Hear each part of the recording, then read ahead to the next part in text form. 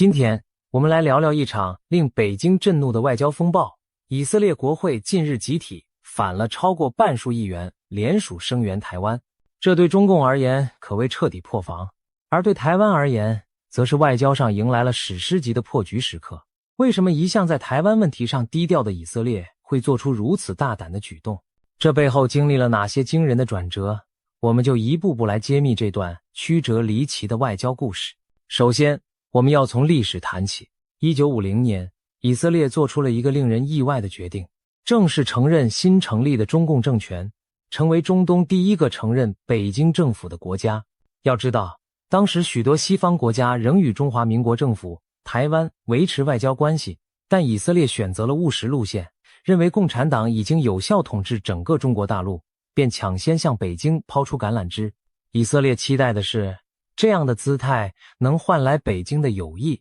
甚至有助于缓和自身在中东孤立的处境。然而，现实给了以色列当头一棒，北京不仅没有投桃报李，反而在接下来的几十年里站在了以色列的对立面。当时新中国高举反帝反殖的旗帜，全面支持阿拉伯国家和巴勒斯坦，将以色列视为西方阵营的一员加以敌视。在漫长的冷战岁月中，中共不但不和以色列建交，还在国际场合处处与以色列作对。1971年，联合国大会就中国席位问题进行表决时，以色列甚至投下反对票，支持将台湾代表逐出联合国，由北京取而代之，为的就是讨好中共。然而，这些努力并未拉近中以关系。在北京眼中，意识形态和地缘政治的考量远远压过了以色列当年的善意举动。可以说，以色列早期对中共政权寄予的希望彻底落空，两国关系长期处于敌对状态。直到冷战结束后，局势才开始出现转机。1992年，在美苏对峙落幕，中共与美国关系改善的背景下，北京终于同意和以色列建立正式外交关系。这一年，中以两国签署建交公报。以色列付出的代价之一，便是确立对北京的一个中国承诺，承认中华人民共和国政府是中国唯一合法政府，台湾是中国领土不可分割的一部分。这意味着以色列与台湾之间不再有官方外交关系，曾经的占有台湾瞬间沦为必须被冷落的一方。对台湾而言，这无疑是重大打击。长久以来，台湾把以色列视作同处前线、命运相似的友邦，但现实外交利益下，以色列还是选择了北京。当时台湾外交部对此表示遗憾与关切，严正声明不承认中以建交公报中任何损及我国主权的内容。然而大势已去，以色列从此与台湾只有非官方往来。不过，尽管没有正式邦交，台以之间的联系从未真正中断，反而在幕后持续发展。两国其实有许多相似之处，同为美国的重要盟友，同是民主制度的中间，都在严峻的安全环境中求存，也都发展出高度的科技与国防实力。这种天然的共同点，使得双方早在冷战年代就开始暗中合作。举个例子，70年代台湾遭遇美国军售限制时，以色列挺身而出，向台湾提供了急需的武器技术。当年美国因顾及北京反对，拒绝出售先进的响尾蛇空对空飞弹给中华民国空军，结果以色列出面把自家研发的对空飞弹卖给台湾，还协助台湾仿制了天剑系列飞弹等武器装备。甚至在海军方面，台湾从以色列引进了长钉反舰飞弹技术，源自以色列的加百列飞弹，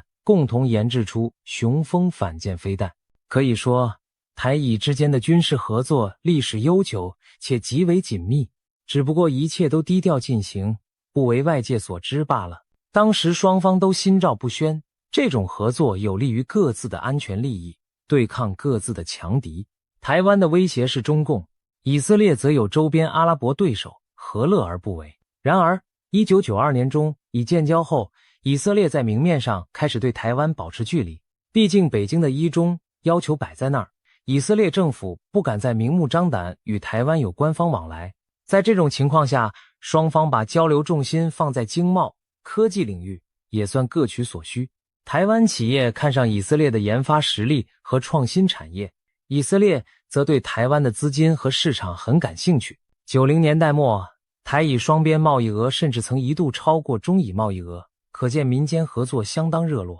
以色列还在台北设立了以色列经济文化办事处，台湾也在特拉维夫设立了代表处，维持着实质关系。这段时期，以色列政府在外交场合依然对台湾避而不谈，逢中共的场合就谨守一中原则，不公开支持台湾参与国际组织等等。但在台下，双边的学术、科技交流方兴未艾，许多以色列的高科技公司与台湾厂商展开合作，联合研发晶片、生技等尖端产品。双方学者也频繁互访，分享农业、医疗等技术经验。可以说，在经贸领域，台以关系悄然深化，为日后的外交突破埋下伏笔。同一时期，以色列和中国大陆的关系则在高速升温。2000年代初，中以关系几乎是你侬我侬。中国对以色列的先进军事技术和创新产业表现出极大兴趣，而以色列也看中了中国庞大的市场和投资机遇。双方迅速在经济上打得火热，中国企业大量涌入以色列，投资高科技产业，从晶圆厂到通讯技术，再到生物医学，都能看到中国资本的影子。以色列的创投圈也乐于从中国那里取得资金，一时间，中国仿佛成了以色列创新的金主。更惊人的是，在基础建设领域，以色列竟然把具有战略意义的港口交给中国经营。2015年，中国上海国企成功取得以色列海法港长达25年的经营权。海法港是以色列地中海沿岸的要冲，美国第6舰队舰艇都常驻于此。当时就连美国都对以色列此举深感担忧，警告海法港的中国经营权可能危及美以安全合作。但以色列政府权衡再三，还是选择了经济利益，认定中国企业的投资能带来财富和发展，于是执意推进。以色列某些政客和商界人物沉浸在中国崛起带来大机遇的憧憬中，认为只要抓住中国这棵财神树，以色列既能赚钱，又能平衡与美国的关系，左右逢源。当时许多人相信，北京虽然在政治上与以色列未必亲近，但经济上总是讲利益的，只要我们让出些好处，中国会回报以色列更多投资和市场机会。这种美梦持续了几年，然而现实终究会揭露真相。2023年10月，一场突如其来的战火将中以关系的脆弱本质暴露无遗。10月7日，巴勒斯坦激进组织哈马斯对以色列发动了震惊世界的袭击，上千名以色列平民在突袭中伤亡惨重，这被形容为以色列的911事件。以色列随即对哈马斯宣战，誓言要消灭这股威胁。在这存亡绝续的关键时刻，以色列满心指望国际友邦声援，当然也包括那些过去被以色列视作伙伴的国家。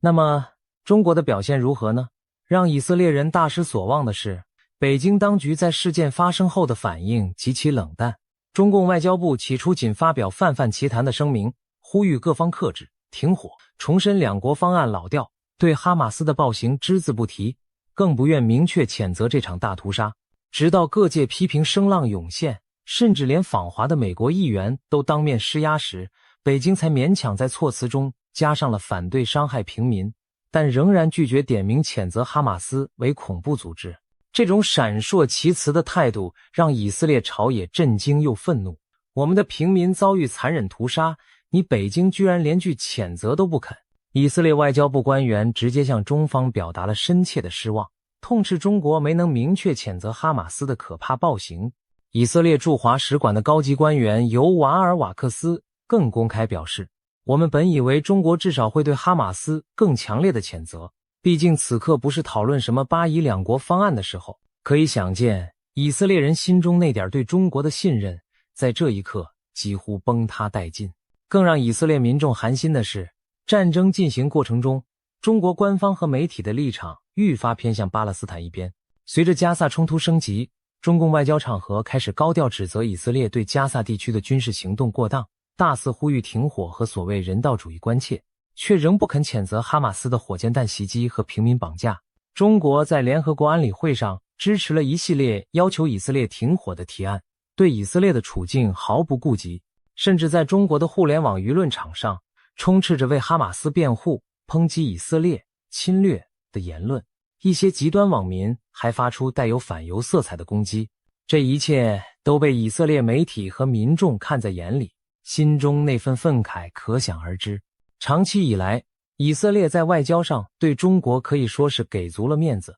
不仅在联合国投票时避免触怒北京，从不支持涉台湾的提案。为了经贸利益，以色列也对中国的人权问题和扩张野心选择性失明，很少公开批评。可以说，以色列曾经卑躬屈膝，期望以隐忍换取中国的善意。然而这一次残酷的现实教育了以色列，当你身处险境，中共不会雪中送炭，甚至可能落井下石。那些年把海法港让给中国，对北京唯唯诺诺的所谓发财梦，换来的却是在加萨战火中被对方冷眼相向。经此一役，以色列朝野对中国可谓大梦初醒。许多以色列人开始反思，我们难道一直押错了宝？一个不肯谴责恐怖分子，不在乎我们生死的大国，真的值得我们委曲求全吗？与此同时，在亚洲另一端的台湾却展现出截然不同的态度。哈马斯袭击发生后，台湾政府是全球最早表态谴责的地区之一，总统府和外交部第一时间强烈谴责这起恐怖攻击，对以色列平民的伤亡表达深切同情，并支持以色列政府捍卫国家安全、反击恐怖主义的权利。台湾民众也自发在社群媒体上声援以色列，祈祷和平，甚至有台湾民间团体为以色列募款，举办追思活动。对以色列而言，台湾虽然地理遥远，没有正式邦交，却在生死关头挺身相助，这种仗义直言令人动容。比较之下，北京的冷漠和台北的热忱形成鲜明对比。更重要的是，以色列开始重新审视台湾的价值与角色。这个被国际组织排除在外的亚洲岛屿，其实跟以色列有着极为相似的境遇，都是民主阵营的一员，却饱受周边威权政权的威胁，都在国际场合遭遇不公平待遇，却依然努力贡献全球福祉。比如新冠疫情期间，台湾防疫卓越，还慷慨捐助口罩和医疗物资给许多国家，包括以色列在内，但台湾却被世界卫生组织 WHO 排除在外，这对全球抗疫明显不利。以色列的决策者们不禁想到，我们过去小心翼翼迎合北京，却换不来安全和尊重，而台湾这样的民主伙伴，也许才是真正在价值观上与我们同阵线的朋友。正是在这种微妙的心态转变下，2023年底出现了一个有趣的现象，以色列开始在外交布局上向民主价值靠拢，做出了一些令中共意想不到的举动。先是2023年12月，以色列突然宣布承认非洲之角的索马里兰共和国为独立主权国家。索马里兰自1991年脱离索马利亚自行宣布独立，但几十年来没有任何一个联合国会员国正式承认它的国家地位。没想到以色列打破了这个惯例，成为全球第一个承认索马里兰的国家。消息一出，举世哗然，索马利亚政府和一些阿拉伯国家强烈抗议，但以色列据理力争，表示索马里兰符合国家的一切要件，人民也有自决权利。这一外交壮举在非洲引发轩然大波，同时也侧面验证了台湾长期倡导的价值外交颇具前瞻性。早在2020年，台湾就不畏中国压力，与索马里兰互设代表处，积极发展实质关系。当时台湾看重的正是索马里兰在艰困环境中仍坚持民主选举与法治，被称为非洲之角的民主灯塔。如今以色列高调承认索马里兰，等于追随了台湾的脚步，印证台湾当初的眼光和勇气。更耐人寻味的是，外界普遍解读以色列此举也有敲打北京之意。既然你中共可以不顾以色列利益，一味拉拢伊朗，支持巴勒斯坦，那么以色列也不必再处处迁就你的感受。我们会按照自己的价值和利益行事，哪怕承认一个北京不乐见的新国家，这其实就是在告诉北京，游戏规则变了，以色列不会再为你马首是瞻，而要走一条全新的外交路线。如果说承认索马里兰还主要是象征意义，那接下来发生的事情更是直接触碰到了中共最紧绷的神经——台湾问题。哈马斯战争结束后，以色列和台湾之间的互动频率明显加快，层级也不断攀升。2024年和2025年，双方都出现了一系列前所未见的交流场景。先是传出消息，台湾外交部长以及高层官员与以色列方面进行了多次密切接触。例如2025年9月，以色列执政联盟的重要议员、国会印太小组主席奥哈德·泰勒 Ohad 悄悄访问台湾，而早在此前，反对党未来党籍的国会友台小组主席波阿兹·杜博斯基 Boris Toporowski 就曾多次来台，甚至在台湾大选后拜会了新任总统。在北京眼里，这些都是窜台的挑衅行为。中国驻以色列大使馆为此发表严厉声明，点名痛骂杜博斯基和泰勒两人，称他们不顾中方反对，勾连台独势力，公然将台湾称为国家，是明目张胆支持台独分裂。中方声称这绝非以色列政府对华政策的本意，更不是以色列选民选他们的初衷，试图将这两位亲台议员塑造成少数异类。殊不知，正是这两位议员成为改写以台关系的关键推手。2025年7月，杜博斯基在耶路撒冷发起了一项前所未有的倡议，他以以色列国会友台小组主席的身份，联合执政联盟与反对党的同僚，起草了一份支持台湾的共同声明，呼吁让台湾有意义地参与各大国际组织。这份声明直指台湾被系统性排除在世界卫生组织 WHO、国际民航组织 ICAO、联合国气候变化纲要公约等机制之外的不公平待遇，痛批这种排除毫无正当性，极不负责。声明强调，台湾在2020年全球疫情大流行期间展现了卓越的防疫能力，积极援助其他国家，扮演了全球卫生领导者的角色。国际社会不应漠视台湾的贡献。更重要的是，声明认为让台湾参与对国际社会本身有利，呼吁各国正视这一事实。如此挺台言论可谓句句戳中北京的痛处。杜博斯基深知此举可能引发轩然大波，但他并不孤单，他很快就获得跨党派大多数同事的热烈响应，包括奥哈德·泰勒在内的多名执政党议员也率先签名支持。短短几天内，共有72名以色列国会议员在这份声明上联署。要知道，以色列国会一共才120席，72席意味着超过了半数，也就是说，整个国会的过半民意都站到了台湾这边。签署者横跨执政与在野共11个政党，甚至包括多位副议长级的重量级人物，不分党派，集体力挺台湾，这在以色列历史上前所未见。当7月下旬这份声明正式公开，并由以色列友台小组转交给中华民国驻以色列代表李亚平时，台北和耶路撒冷都为之震动。台湾外交部闻讯后，立即对以色列国会的举动表达诚挚的感谢，赞扬这是台以友好关系的重大里程碑。毕竟，过去即便关系不错的欧洲国家，国会集体发声挺台也不多见，更何况以色列一直被认为在台湾问题上低调务实，如今竟然如此大动作，难怪台湾媒体纷纷用突破、壮举来形容。北京方面则几乎是气得跳脚，勃然大怒。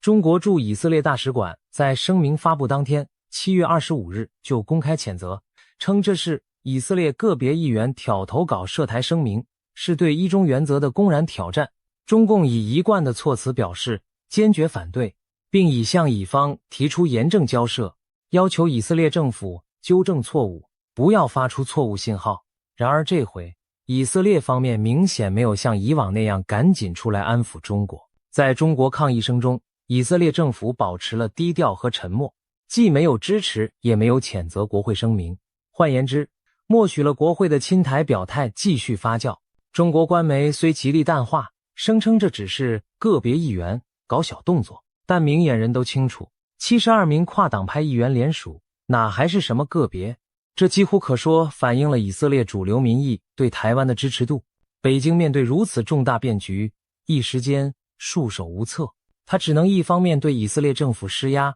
强调台湾问题是不可碰触的红线，另一方面对内宣传时又不敢声张，以免引发更多国家仿效。中共的愤怒与心虚，从他们对杜博斯基等人的人身攻击中就可窥见一斑。中国大使馆发言人破口大骂杜博斯基是麻烦制造者，指责他此举严重破坏中以关系政治基础，甚至威胁说不要妄想损害中国核心利益而不用付出代价，如不悬崖勒马，必将摔得粉身碎骨。如此强硬的措辞，连在场的外国外交官听了都捏一把冷汗。一个大国外交使节居然用黑社会式的语言威胁别国民选议员的人身安全，充分暴露了中共在台湾议题上的歇斯底里。尽管北京抗议不断，但以色列与台湾之间的互动并未就此停步，反而愈走愈近。在7月国会声明事件后仅2个月，2025年9月，台湾的副总统也是新任总统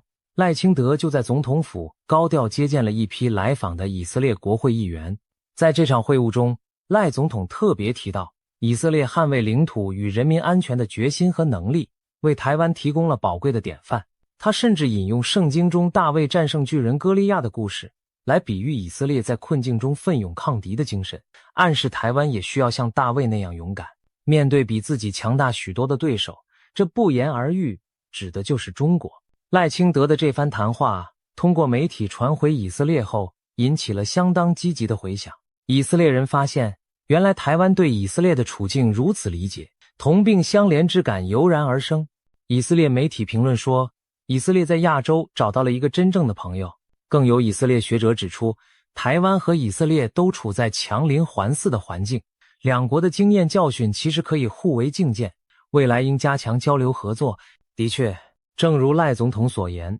大卫对抗歌利亚的故事既是以色列的传奇，也映照出台湾对抗强权的决心。现在两国英雄相惜，势必碰撞出更强的火花。说到合作，不得不提一个关键领域，国防科技。随着台海和中东局势的紧张，台湾和以色列都在寻求加强自身军事防御能力。以色列有举世闻名的铁穹 Iron Dome 防空系统，在过去的战争中成功拦截成千上万枚来袭火箭弹，保护了无数平民。台湾方面看在眼里，岂能不心动？毕竟台湾面对解放军飞弹威胁，由南到北都需要防空网。于是2025年，台湾总统赖清德提出了一个台湾之盾 T-Dome 的国防构想，要部分仿效以色列铁穹和美国黄金穹顶系统，打造属于台湾的飞弹防御网络。为了这个计划，台湾很可能需要以色列的技术和经验支持。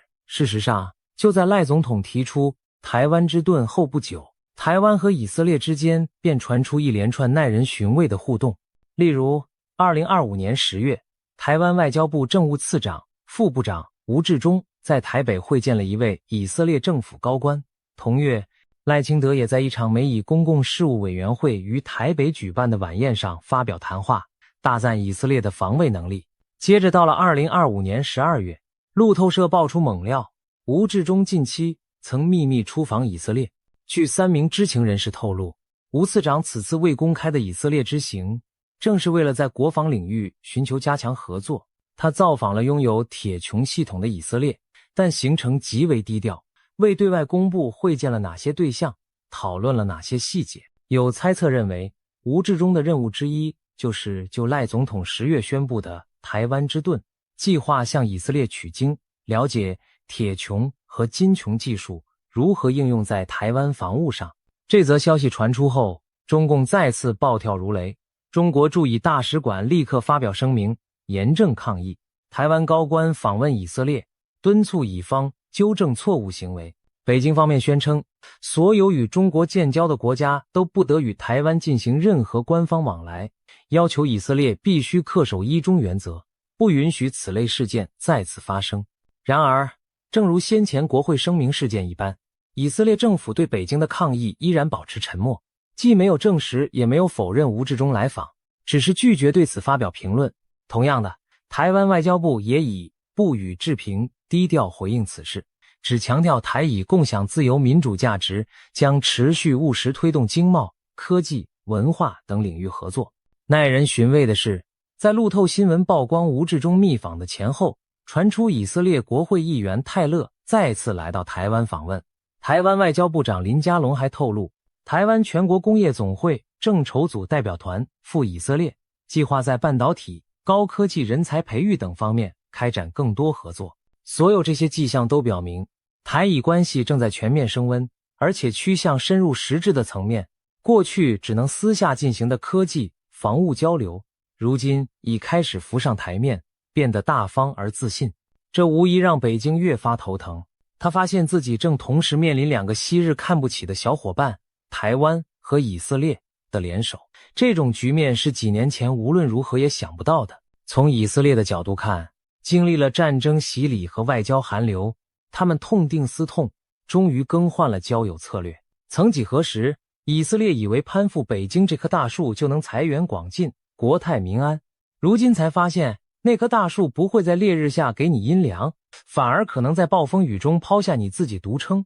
而真正值得深交的朋友，也许正是那些与你有着相似信念和处境的国家。台湾就是这样一位朋友，虽无正式邦交，却有道义相挺；虽远在东亚，却息息相关。在最艰难的时刻，台湾选择站在了以色列一边，这种雪中送炭的义气深深打动了以色列，也终于让以色列下定决心迈出外交转向的一大步。以色列国会过半议员力挺台湾，政府高层默许友台互动，标志着以台关系打破了长期僵局，进入前所未有的新阶段。这对台湾来说意义非凡。长久以来，台湾在国际上处境艰难，许多国家基于现实利益不敢与台湾走太近。但现在，以色列这样在全球具相当影响力的国家，勇敢地冲破禁忌，向台湾伸出友谊之手，不仅直接助力台湾拓展国际空间，也会对其他国家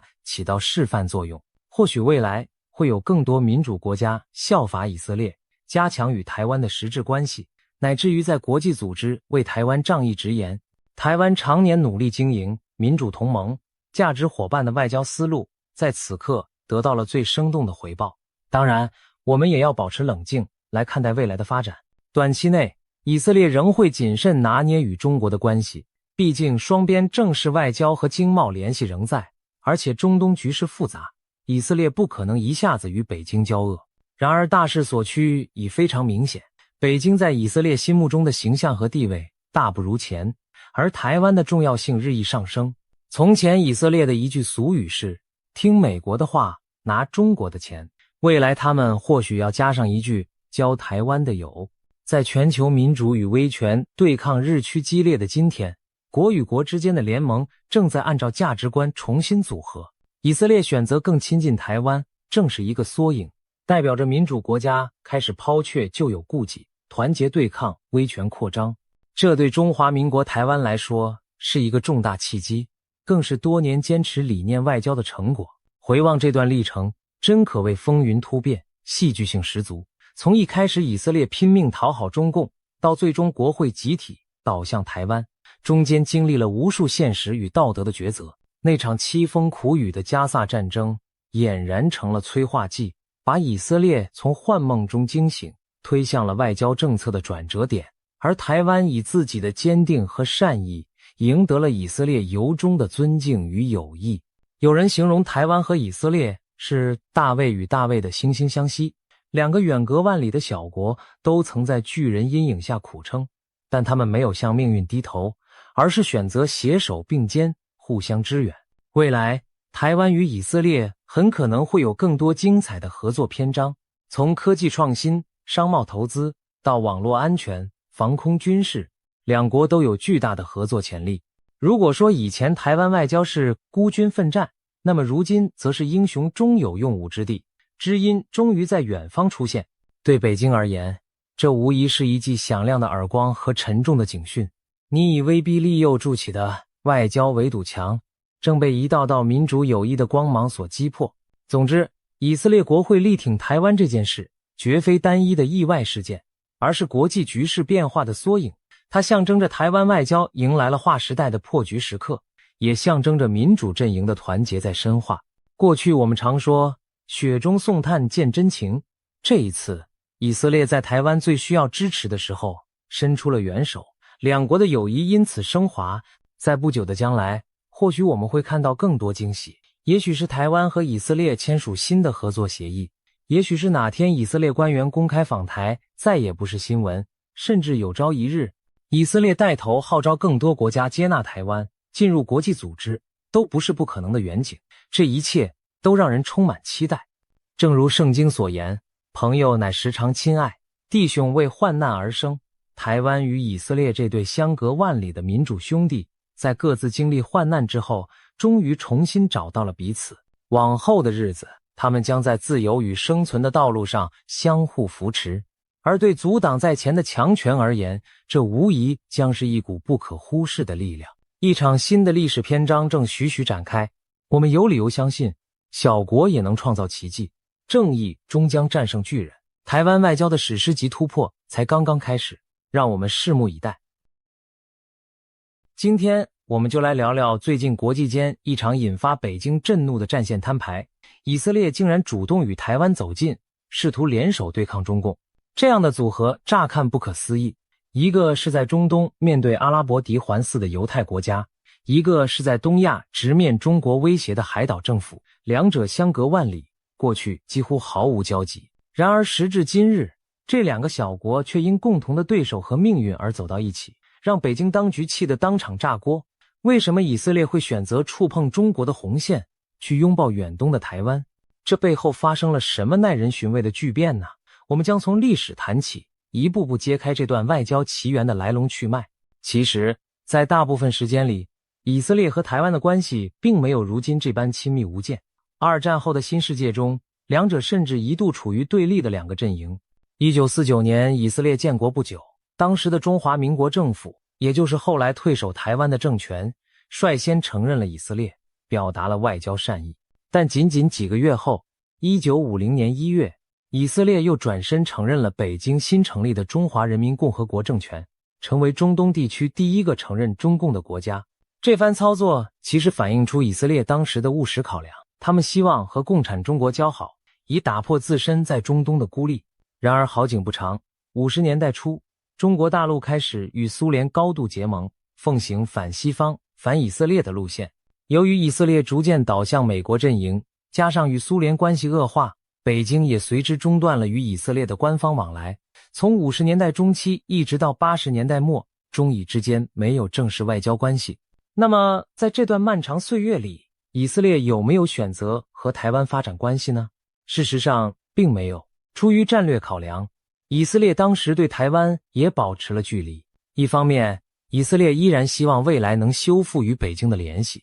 不愿激怒中共；另一方面，当时的台湾政权中华民国为了争取阿拉伯国家的外交支持，在以色列阿拉伯冲突中采取了亲阿拉伯、援以色列的立场。可以说，冷战时期的以色列和台湾各有难处，双方虽然同为亲美阵营的一员，却没有建立正式邦交。一直到1992年，中共与以色列终于建交，台以之间从未有过大使级外交关系。不过，外交上的冷淡并不代表实质交流为零。早在20世纪70年代开始，台湾和以色列就已经在一些领域悄悄合作，比如农业技术、贸易和军事科技等。据部分历史资料透露，台以双方在飞弹研发、航太工程上都有所互动，甚至在核能技术上彼此交流过经验。当年以色列经常面临周边国家的导弹威胁，而台湾也处于大陆飞弹的瞄准之下。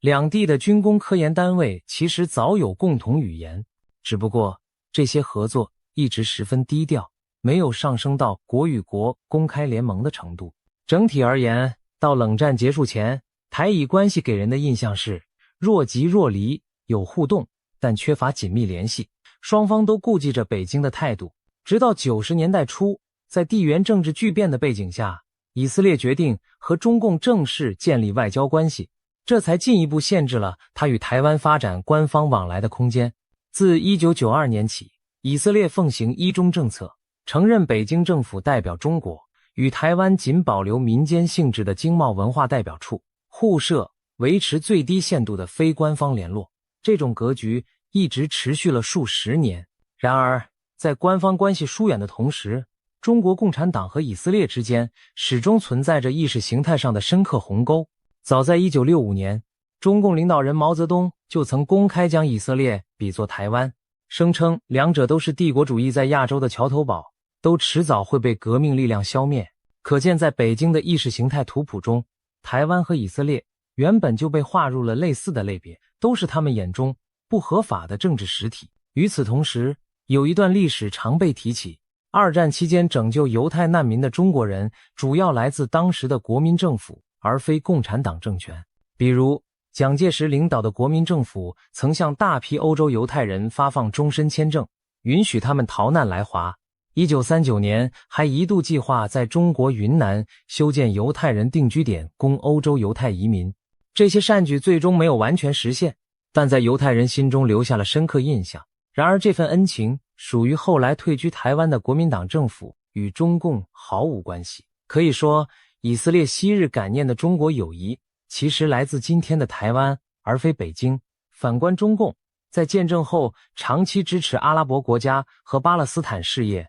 对以色列极为不友好。上世纪60年代起，北京积极援助巴解组织，将以色列视为殖民侵略者，甚至有人说，中共对以色列的敌视某种程度上也是冷战时与美国对抗的产物。总之，在价值观层面，北京从未真正认同以色列的存在合法性，双方的邦交更多是基于现实利益的权宜之计。这种潜在矛盾为后来的裂痕埋下了伏笔。进入21世纪后，以色列在对华关系上更加小心翼翼。一方面，中国崛起为全球第2大经济体，成为以色列在亚洲最大的贸易伙伴，庞大的市场和投资对以色列经济极具吸引力。但另一方面，美国这个以色列最重要的盟友对中以走近非常敏感，不断从中施加压力。事实上，早在本世纪初，美国就曾介入阻止以色列对华的重大军事技术合作。2000年，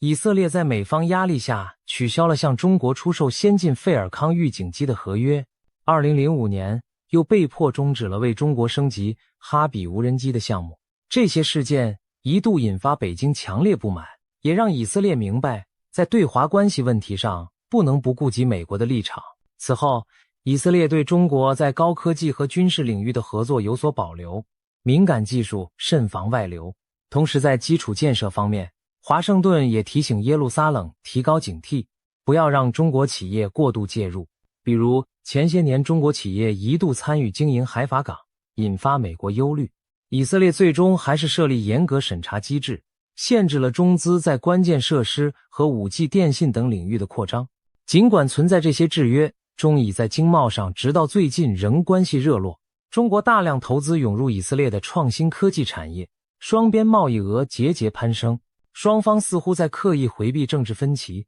正冷经热地发展着关系。这种表面平衡一直持续到2023年底，却被随后的一系列事态彻底打破了。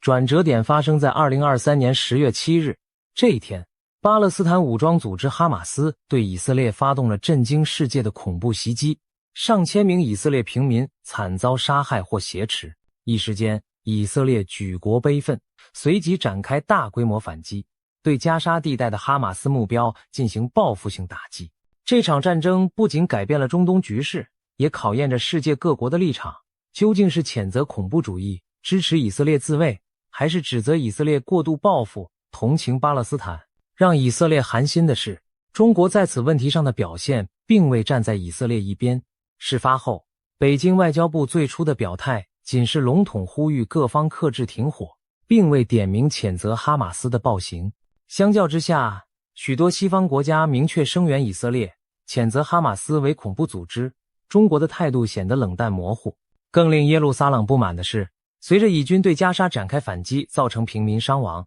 中国官媒开始猛烈批评以色列对加沙的军事行动。在北京的国际讲坛上，以色列被描绘成滥杀无辜的侵略者，甚至中国官媒频频出现带有反犹色彩的言论，例如将犹太人刻画成掌控美国财政、煽动战争的黑手。中国官方电视台的一档节目公然散播反犹太阴谋论，称美国支持以色列是因为犹太人财团的影响力。这种露骨的仇视言论引发以色列强烈反弹。以色列驻北京大使馆罕见地发声谴责中国国家电视散布赤裸裸的反犹内容，同时在中国的网络舆论场上充斥着极端仇恨以色列的声音。以色列驻华使馆的社交媒体账号下涌现大量攻击言论，甚至出现为哈马斯暴行叫好的可怕景象。种种迹象都让以色列人感受到来自中国舆论的敌意。然而，就在中国舆论场对以色列口诛笔伐的同时，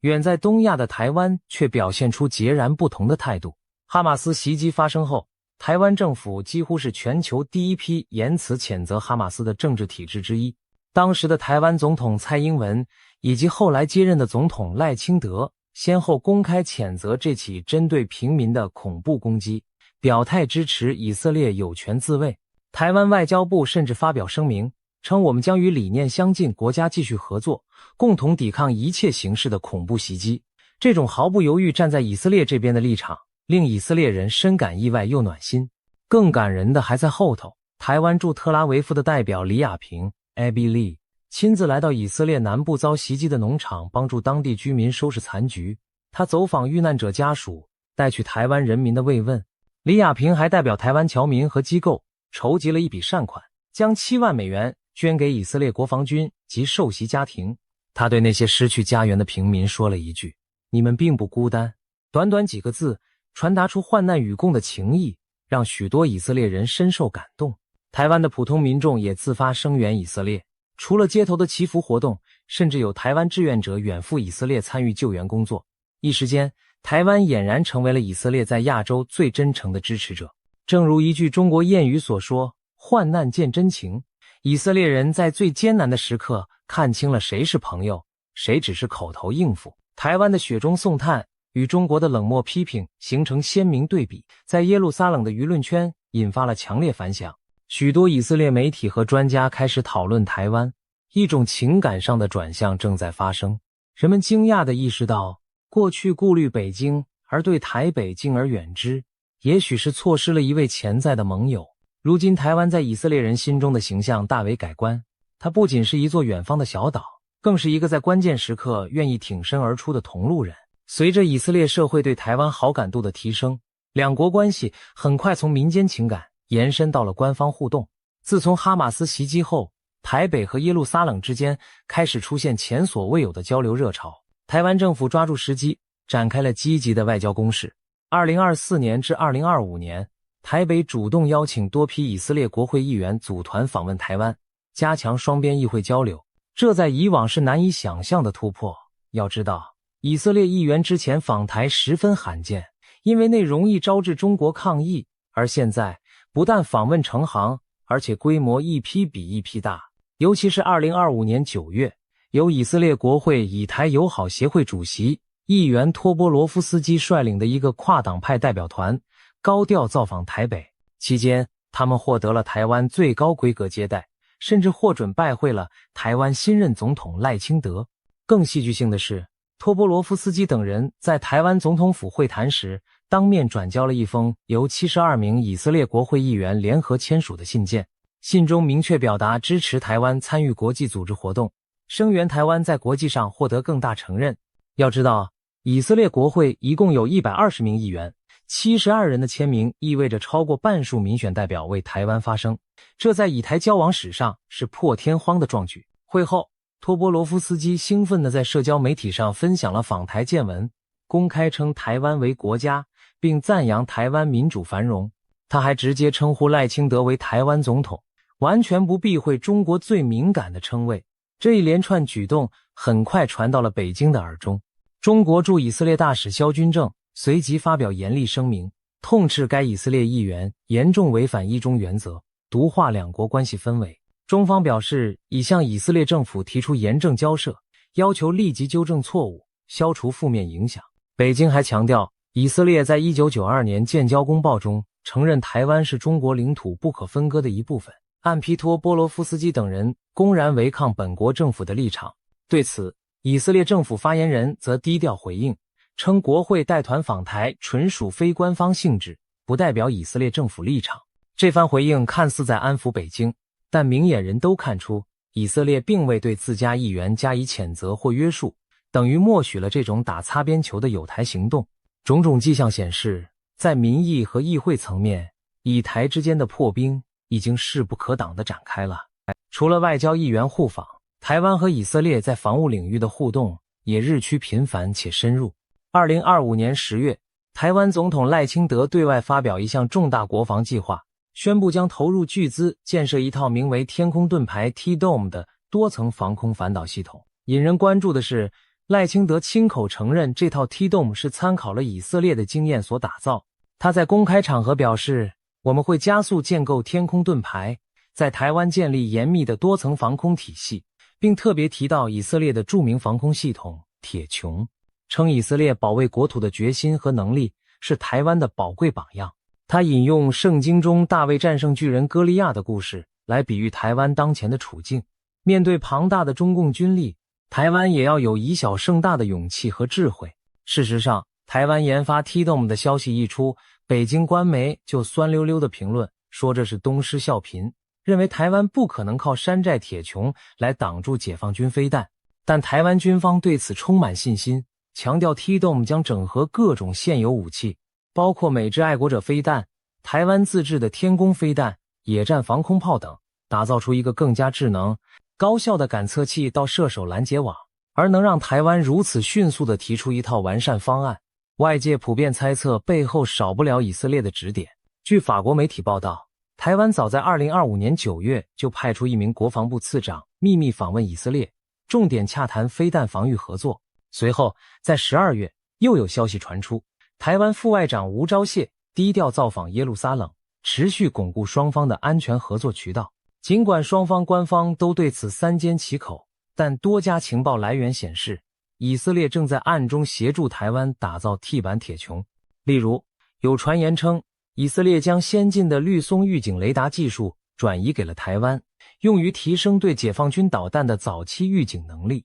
还有报道指出，以色列可能提供拦截弹技术支援，帮助台湾研制类似大卫投石索或箭式拦截导弹的本土版本，甚至不排除未来台湾直接向以色列采购部分防空系统零部件的可能性。如果说过去台以军事交流限于小规模项目，现在可以想见的是，一个真正意义上的防务合作关系正在成型。敌人的敌人就是朋友。在以色列看来，协助台湾强化防御正是对中共的一种战略牵制。中共常年军援以色列的死敌如伊朗、叙利亚等，那么以色列也有动机用类似方式回敬北京，你帮我的对手，我就帮你的对手。这种间接较量的姿态，过去受限于外交顾忌，不敢明演，如今已变得越发明显了。对台湾而言，获得以色列的军事 know-how 无疑如虎添翼，而对以色列而言，支援台湾也是在拓展自己抗衡中共的战线。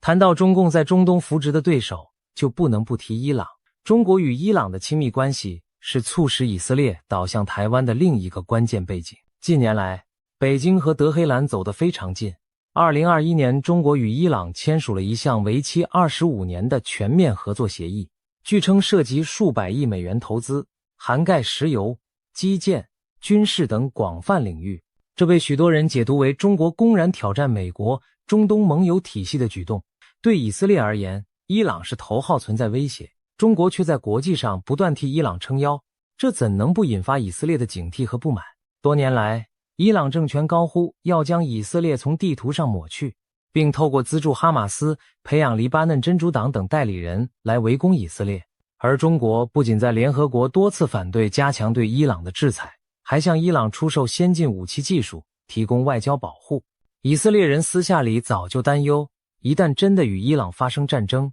中国很可能站在伊朗一边。这种担忧在2025年中得到了一次印证。随着加沙战争的持续，伊朗和以色列的对抗升级，终于在6月爆发了直接的冲突。伊朗从本土发射了多枚中程弹道导弹，直接袭击以色列中部城市巴特亚姆，这是史无前例的事态。过去，伊朗与以色列虽敌对，却很少直接交火。这次德黑兰公然对以色列本土动武，等于变相宣战。导弹在巴特亚姆造成严重破坏和人员伤亡，尽管以色列剑3拦截系统紧急拦截掉部分来袭导弹，还是有漏网之鱼击中了民用区，高楼被炸毁，平民死伤惨重。以色列随即对伊朗境内目标展开报复性打击，中东局势一度濒临全面战争。就在所有人都关注伊朗和以色列交锋之际，中国的表态再次让耶路撒冷心寒。北京不仅没有谴责伊朗对以色列本土发动的这波攻击，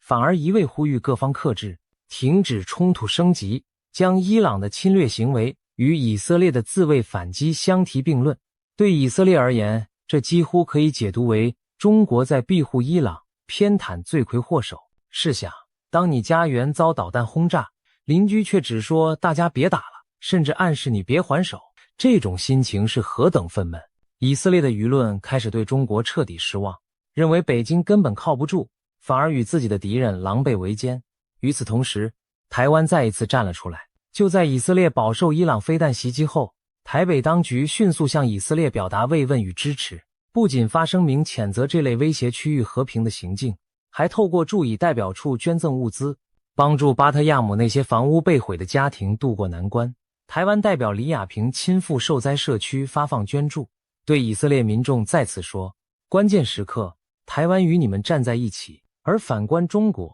在整个事件中，除了空洞的外交辞令，既没有援助，更谈不上同情。这种强烈反差让以色列上下更加体会到，谁在真正关心我们的安危，谁在冷眼旁观，甚至暗助虎狼。可以说，伊朗导弹危机将以色列推向台湾阵营的决心又巩固了一大步。正因为中共与伊朗的亲密无间让以色列如鲠在喉，以色列才更有动力与中共的眼中钉台湾深化合作，以间接牵制北京。透过以上种种事件，我们可以看到，以色列与台湾走近不仅是权宜之计，更是一种价值观和命运的同频共振。两国都属于西方民主阵营，都面临存亡考验，也都被更强大的威权邻国视为眼中钉。在各自危急时刻，双方发现彼此竟如此惺惺相惜，这种难以言喻的情感力量大大拉近了两国距离。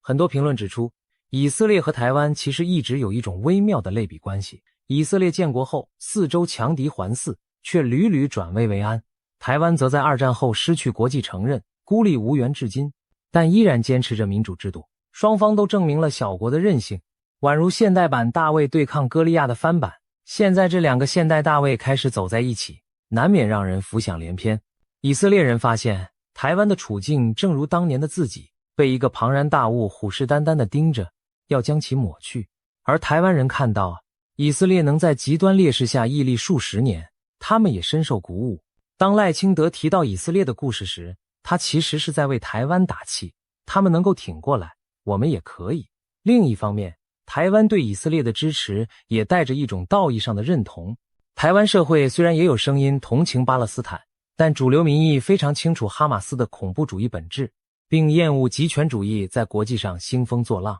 台湾人往往把中共对自己的威胁与极端组织对以色列的威胁相类比，认为自由世界应该团结一致抵抗威权和恐怖势力。两国都站在民主对抗独裁这条战线的前沿，自然容易产生休戚与共之感。有人用命运共同体来形容当前的台以关系，并非夸张之词。更妙的是，历史还给这段关系增添了几分戏剧性。70多年前，正是现在统治台湾的这批中国人，国民党向犹太民族伸出援手，而现在以色列反过来向他们的后继者提供援助与支持，这仿佛是一种善的回圈。也难怪许多以色列人感叹，台湾对犹太人从过去到现在一直抱有善意，值得加倍珍惜。相形之下，中共政权从来没有真正站在犹太民族这一边，如今更赤膊上阵地，倒向以色列的敌对阵营。如此比较下，以色列选择与台湾靠拢，几乎成了一种自然而然、顺理成章的结果。除了战略和道义考量，台以合作还有一个现实且重要的维度：科技与经济。台湾和以色列同为创新强国，各自在全球产业链中扮演关键角色。台湾是当之无愧的晶圆工厂，台积电等企业掌握着全球最先进的半导体制造技术。以色列则被称为创新创投之国，在软件开发、网络安全、人工智慧等领域领先群雄。一硬一软，两者高度互补，如果能携手合作，将碰撞出巨大的火花。近年来，双方已在逐步加强经贸联系。就在2025年11月，台湾与以色列举行了第15届经济与科技合作会议，双方代表透过线上会议的方式讨论了加强供应链衔接、产业合作等议题，并承诺未来要进一步扩大双边贸易和投资。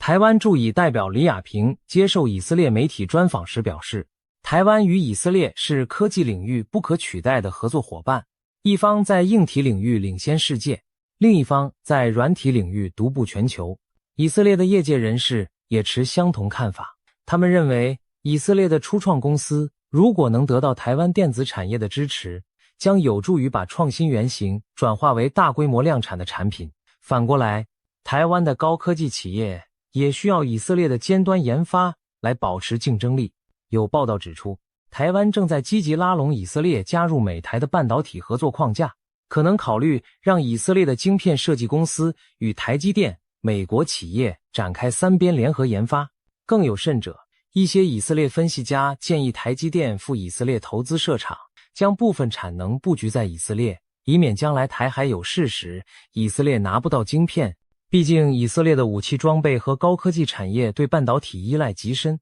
如果有台湾的产线在本土，将大大增强以色列的供应链韧性。同样地，台湾若能借助以色列的创新能力和研发人才，也能拓宽自身科技版图。可见，台以之间存在巨大的合作互惠空间。双方都意识到，当今世界正出现去全球化或阵营化供应链的趋势，如果不未雨绸缪，将来一旦国际局势恶化，孤军奋战是很危险的。不如现在就打造跨区域的盟友网络，互通有无。台以科技联盟的潜在收益是双重的，既可以对抗中国在高科技领域的垄断威胁，也可以弥补各自在经济上的短板。对台湾而言，以色列市场虽小却精，尤其在国防、农业、科技等利基领域，台湾企业有机会分享以色列的技术红利。对以色列而言，台湾的制造能力和亚洲市场经验是宝贵资产，能够帮助以色列产品打入更多国家。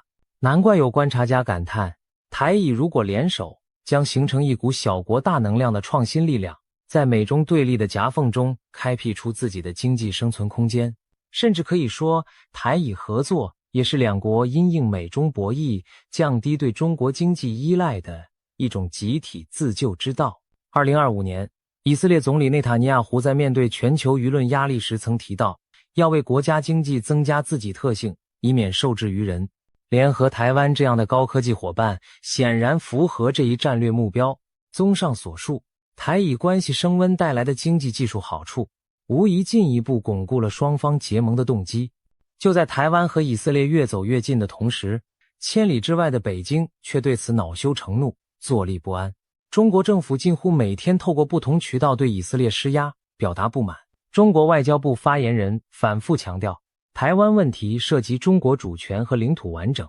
是中国核心利益中的核心，不容任何外部势力插手。中国驻以大使馆更在声明中严正警告，以色列不得同台湾当局开展任何形式的官方往来，要求耶路撒冷方面立即纠正错误行径，停止向台独分裂势力发出错误信号。这些措辞极为严厉，几乎就是在给以色列划下红线。然而，以色列方面对北京的声色俱厉似乎并不买账。一位以色列高官私下对媒体表示，那次副外长吴钊燮的访问确有其事，但没什么大不了。言下之意，以色列并不认为与台湾接触是多么严重的罪过。不仅如此，以色列官方还在国际舞台上做了一些过去不敢做的事，比如在联合国谴责中国侵犯新疆维吾尔人权。2023年底，以色列破天荒地加入了西方针对中国新疆问题的人权谴责声明行列，这在以前是不可想象的。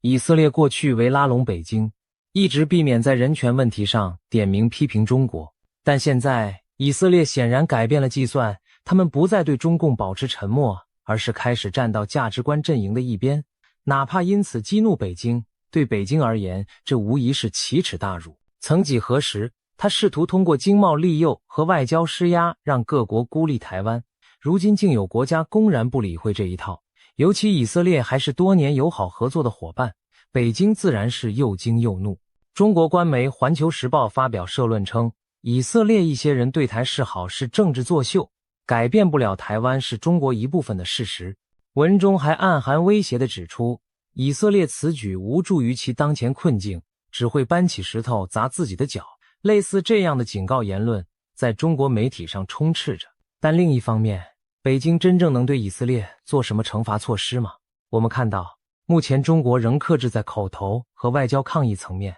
暂时没有采取实质报复行动。毕竟中以关系虽然失和，但并未到撕破脸的地步。中国深知，如果因台湾问题与以色列决裂，只会把以色列推向美国怀抱，让自己在中东少了一个影响渠道。而且中国在以色列还有不少经济利益，例如中国公司参与的以色列基建项目，中国对以色列科技企业的投资等，一旦关系破裂，这些利益也会受损。所以目前北京更多是强硬表态给国内听，同时观望以色列的反应。可以预见的是，如果以色列适可而止，北京或许也不想把局势闹到不可收拾。这就出现了一种微妙的较量，中国在亮红线，但以色列在试探底线，双方都在计算对方虚实。这场外交博弈未来还可能持续一段时间。当然，以色列也并非全然不顾及中国的恼怒，尽管近来动作频频，但以色列在一些方面依然保持克制。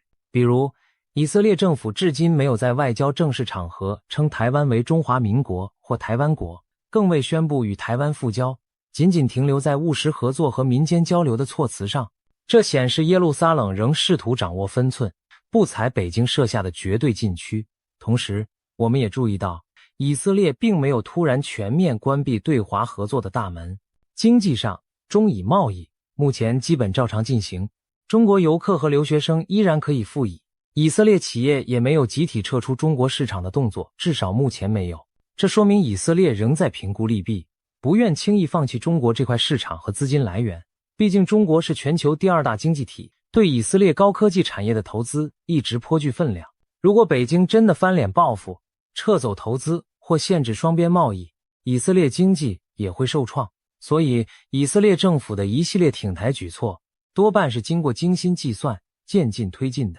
他们希望在不触发中国猛烈报复的前提下，逐步提升与台湾的关系。骑墙是小国外交的艺术，而以色列正试图在道义和利益之间寻找一个平衡点。也因此，在以色列内部，对于如何拿捏这个度还有不同声音。有批评者认为，现在全球局势诡谲，以色列没必要为了台湾完全导向与中国对抗。毕竟中共再怎么说也是联合国安理会常任理事国，以色列未来在联合国还需要中国不时帮助，例如投弃权票、拦下反以决议等。一旦把中国得罪狠了，万一哪天中国在安理会支持谴责以色列的提案，或者公开军援伊朗先进武器，那对以色列而言也是得不偿失的。还有安全专家提醒，以色列对台军事合作需慎之又慎，万一将来台湾抵挡不住中国军事攻势，以色列提供的高科技武器被解放军缴获，反过来研究破解，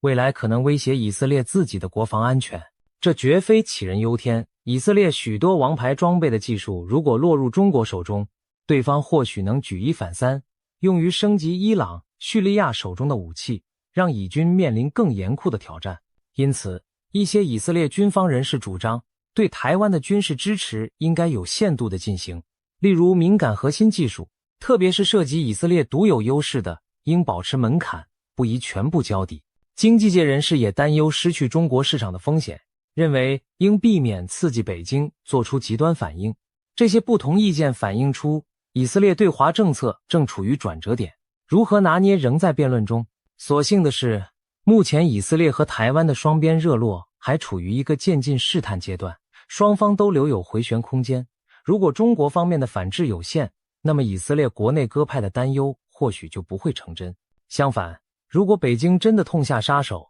以色列内部也可能出现政策拉锯，甚至放慢与台湾亲近的步伐。总而言之，以台之间这段新关系对以色列来说也是一场冒险，需要小心权衡。尽管存在种种顾虑，多数迹象表明，以色列眼下更倾向于义无反顾地加强与台湾的联系。在经历了加沙战争的孤立无援和国际指责之后，许多以色列决策者逐渐认清一个现实，未来的国际格局已经越来越明确地分裂为民主与威权两大阵营。以色列作为民主国家，长期享受西方的援助和支持，但也因此受制于西方民意的掣肘，如最近欧美国家因人道问题对以色列施压停火等。与其试图在民主和威权之间骑墙，不如干脆拥抱民主同盟，寻求真正志同道合的伙伴。台湾的出现正好提供了这样一个契机。通过与台湾交好，以色列向世界表明了自身在价值观上的站位，我们站在自由民主这一边，不会向威权主义低头。这对提振以色列在西方舆论中的形象大有裨益，也有助于巩固美以同盟的亲密度。华盛顿方面其实乐见其成，美国近年来积极拉拢盟友围堵中国，如果连以色列都加入这个行列，无疑增强了民主阵营的力量。据悉，美国国会内部对以色列近期的对台举措颇为赞赏，有重量级参议员表示，以色列作为我们在中东的伙伴，愿意挺身支持另一个民主伙伴，这很好地体现了民主国家的团结。甚至有人推测，美国可能在背后促成了一些以台之间的协议，起到穿针引线的作用。毕竟，美国同时保护着以色列和台湾的安全利益，若两者之间能合作，对美国而言是双赢。总而言之，在西方大环境支持以及自身安全需求的双重推动下，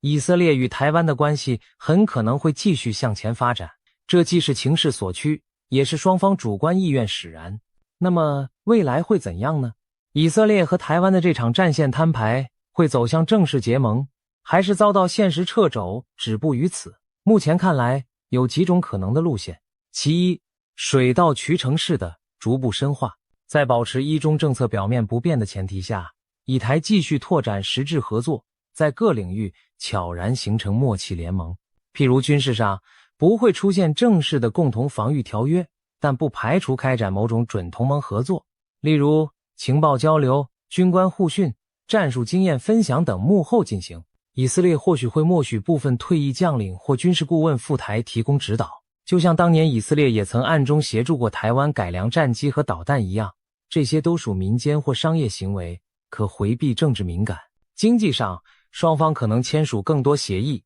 加强科技研发协同，甚至讨论自由贸易安排，让双边经贸关系远超一般无邦交国家的水平。如果一切顺利，也许不久的将来，我们能看到台湾生产的武器装备上有以色列技术身影，而以色列的高科技产业链中也有台湾企业的加盟。其二，激流勇进式的突破。如果未来台海局势或国际格局发生巨变，不排除以色列做出更大胆的举措，比如假设中共对台动武的危机迫在眉睫，而美国需要盟友表态，以色列有可能公开提升与台湾的官方关系，甚至不惜冒险承认台湾主权，以极端方式抗衡中国。这将是外交核弹级别的变化，等同于以色列放弃与中国维持邦交。但是在可预见的未来，除非中国真的对台湾开战，否则以色列暂无必要走到这一步，毕竟那将立即引来北京的猛烈反击。反过来，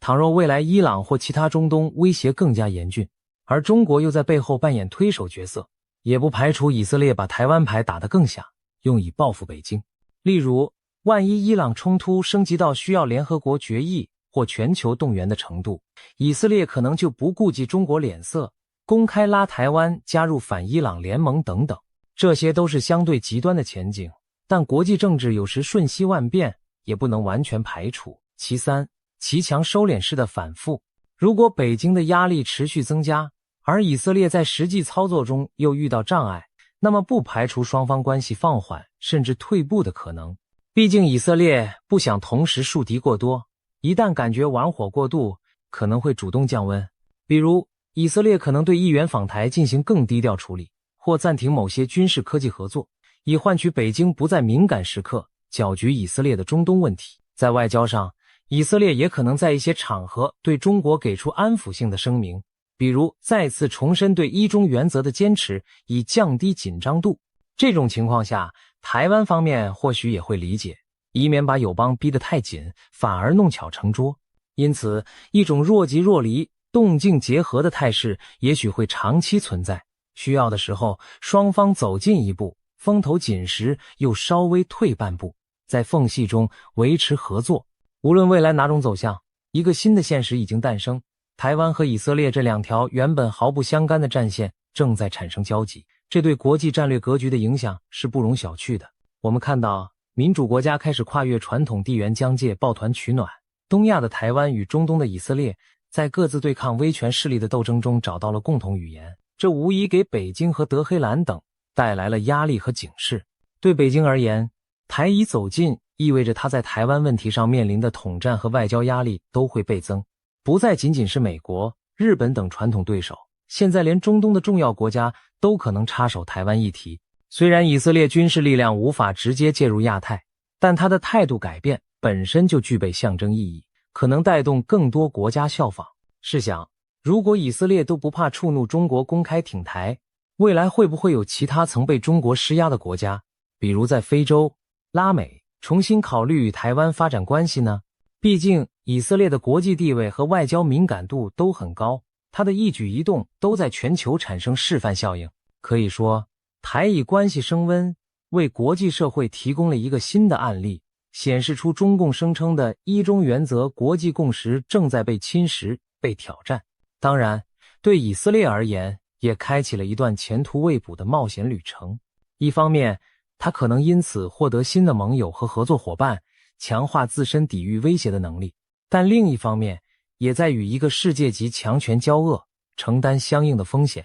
这场豪赌能否成功，很大程度上取决于以色列领导层的智慧和国际局势的演变。也许若干年后回头看，我们会发现这是以色列外交的一次大转型，从务实主义转向价值主义，从孤军奋战转向联盟对抗。台湾则可能从中得到前所未有的助力，从而在对抗中共的漫长斗争中略占上风。结语：当前的国际局势可谓风云诡谲，而以色列与台湾携手对抗中共的剧情更是超出了许多人的想象。对北京来说，这无疑是一个措手不及的打击。在台海问题上，他突然发现对手阵营里多了一面以色列的旗帜，难怪会气得跳脚。战线摊牌的序幕已然拉开，未来的发展耐人寻味。或许北京会设法安抚以色列，务求将这条歧路盟友拉回自己一边；或许以色列会在现实压力下稍作收敛，与台湾保持若即若离的默契；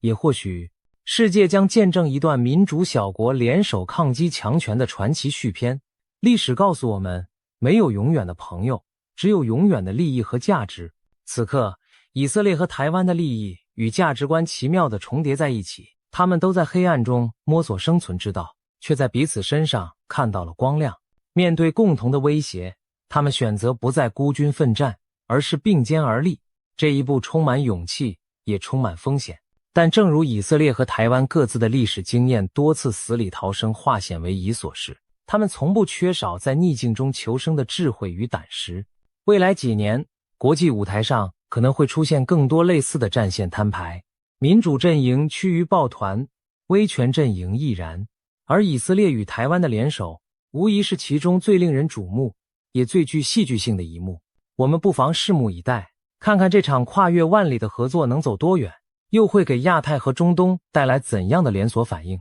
可以确信的是，在历史的洪流中，小国的抉择有时能激起大浪，而此刻，以色列和台湾已经激起了浪花，未来的篇章正徐徐展开。无论北京如何暴跳如雷，他们都将坚定地走他们选择的道路。这就是21世纪20年代最引人入胜的国际故事之一。战线既已摊牌，新的博弈才刚刚开始。我们将见证这段历史，见证大卫们如何再次对决歌利亚。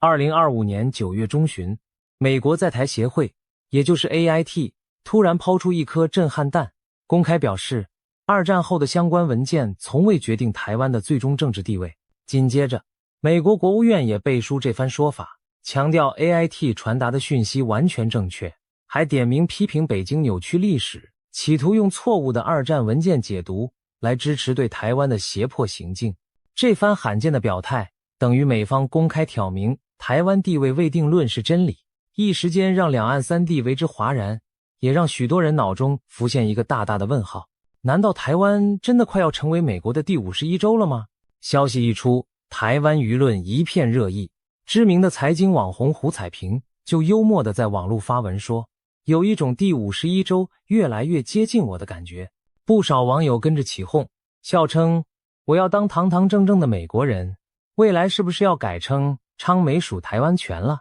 大家开起玩笑，把 AIT 和美国务院的表态解读成台湾正向美国怀抱大步迈进。然而也有理性的声音泼冷水，有人认真指出，没有一个国家会跟自己的第51州建交，意思是说，美国不可能真的收台湾为一州，台湾成为美国一部分的说法毕竟只是戏谑。如果台湾真变成美国领土，那现有和台湾保持外交关系的国家岂不都要关闭大使馆？所以，与其字面理解第51州，不如看看美国这步棋真正的用意。有网友分析得更透彻，美国此举不是要台湾当州，而是准备打破台美关系的既有模式，而且预计未来1年内，美台关系可能会出现重大突破或变革。这些解读，不论轻松揶揄还是严肃分析，都反映出一件事：美国官方高调强调台湾地位未定，实在不同寻常。自从1970年代美中关系解冻以来，美方很少在公开场合这么直白讨论台湾主权地位问题。那么，美国为什么选在现在重提这个历史老议题？这背后到底隐藏着什么盘算？是华府战略思维的转变，还是北京步步进逼所逼出的反击？我们不妨从头梳理台湾地位未定论的前世今生，看看这出大戏如何演变至今。故事要从二战结束说起。1945年，日本战败投降，结束了对台湾长达半世纪的殖民统治。按理说，战胜国中国应当收回台湾。然而事情没有那么简单，台湾的主权归属在战后出现了一段法律上的真空期。为什么这么说呢？这要从几份二战时期的重要文件谈起。首先是开罗宣言。1943年，中美英三国领袖在埃及开罗开会，对外发表了这份宣言，里头白纸黑字写着，日本所窃取的包括台湾、澎湖在内的中国领土，务使归还中国。换句话说，盟国当时承诺战后把台湾还给中国，当时的中国政府是中华民国政府。接着是1945年的波茨坦公告，这是中美英，后来苏联也加入，敦促日本投降的最后通牒。公告第8条明确重申，开罗宣言之条件必将实施。后来日本接受了这公告，并且在投降书上承诺履行波茨坦公告各项规定。所以在北京当局的叙事里，开罗宣言加波茨坦公告加日本降书，这3板斧构成了中国收回台湾的国际法依据。看看日本投降了，承诺实施开罗宣言，那台湾不就自然而然重回祖国怀抱了吗？1945年10月25日，国民政府还在台北公祭受降典礼，宣告恢复对台湾行使主权。当时台湾民众夹道欢腾，庆祝光复。从中国方面看，这一系列过程证明台湾已经从法律和事实上回到中国。但是国际法的现实没有那么理想化，开罗宣言其实并不是一项正式条约，它更像是领袖们的一份联合声明，性质上属于政治宣誓而非法律契约。战争结束要真正处理领土问题，还得靠正式的和平条约来确认。这就好比口头说要送你一件东西是一回事，事后签正式契约又是另一回事。于是1951年9月，50多个国家的代表齐聚旧金山，和战败国日本商讨签订对日合约。在这份后来签署的旧金山合约中，日本正式放弃对台湾及澎湖群岛的所有权利、名义与要求。然而，吊诡的是，条约并没有明文规定台湾应该交给哪一方。日本放弃了台湾，但台湾的主权归属在条约中处于未定状态。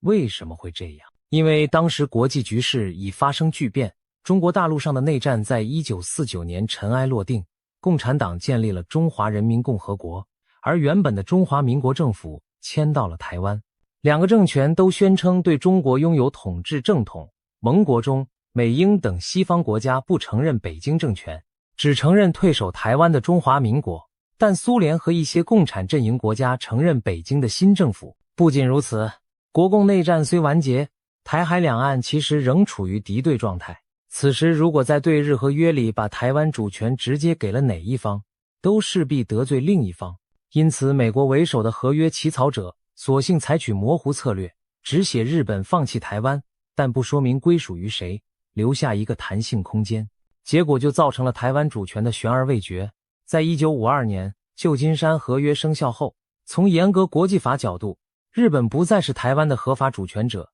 而中华民国以实际统治台湾，但在法律文件上找不到日本正式把台湾主权让渡给中华民国或中华人民共和国的条款。中华民国政府虽然同年和日本签了中日合约，又称台北合约，试图补强法理，但该合约也只是重申日本放弃台湾澎湖，并没有直接提及主权归属。对北京来说，他们拒绝承认旧金山合约，斥之为非法合约，因为签约时居然没有邀请声称代表全中国的北京政府参加。而对台北的国民政府而言，当然认定自己已经在1945年接受日本投降时取回台湾，但很尴尬的是，自己签的中日合约也没得到共产阵营承认，在国际上效力有限。结果就是台湾的地位出现一种微妙的未定状态，在法理上没有被正式划给任何国家，由中华民国政府先管着，在政治现实上则陷入两岸分治的局面。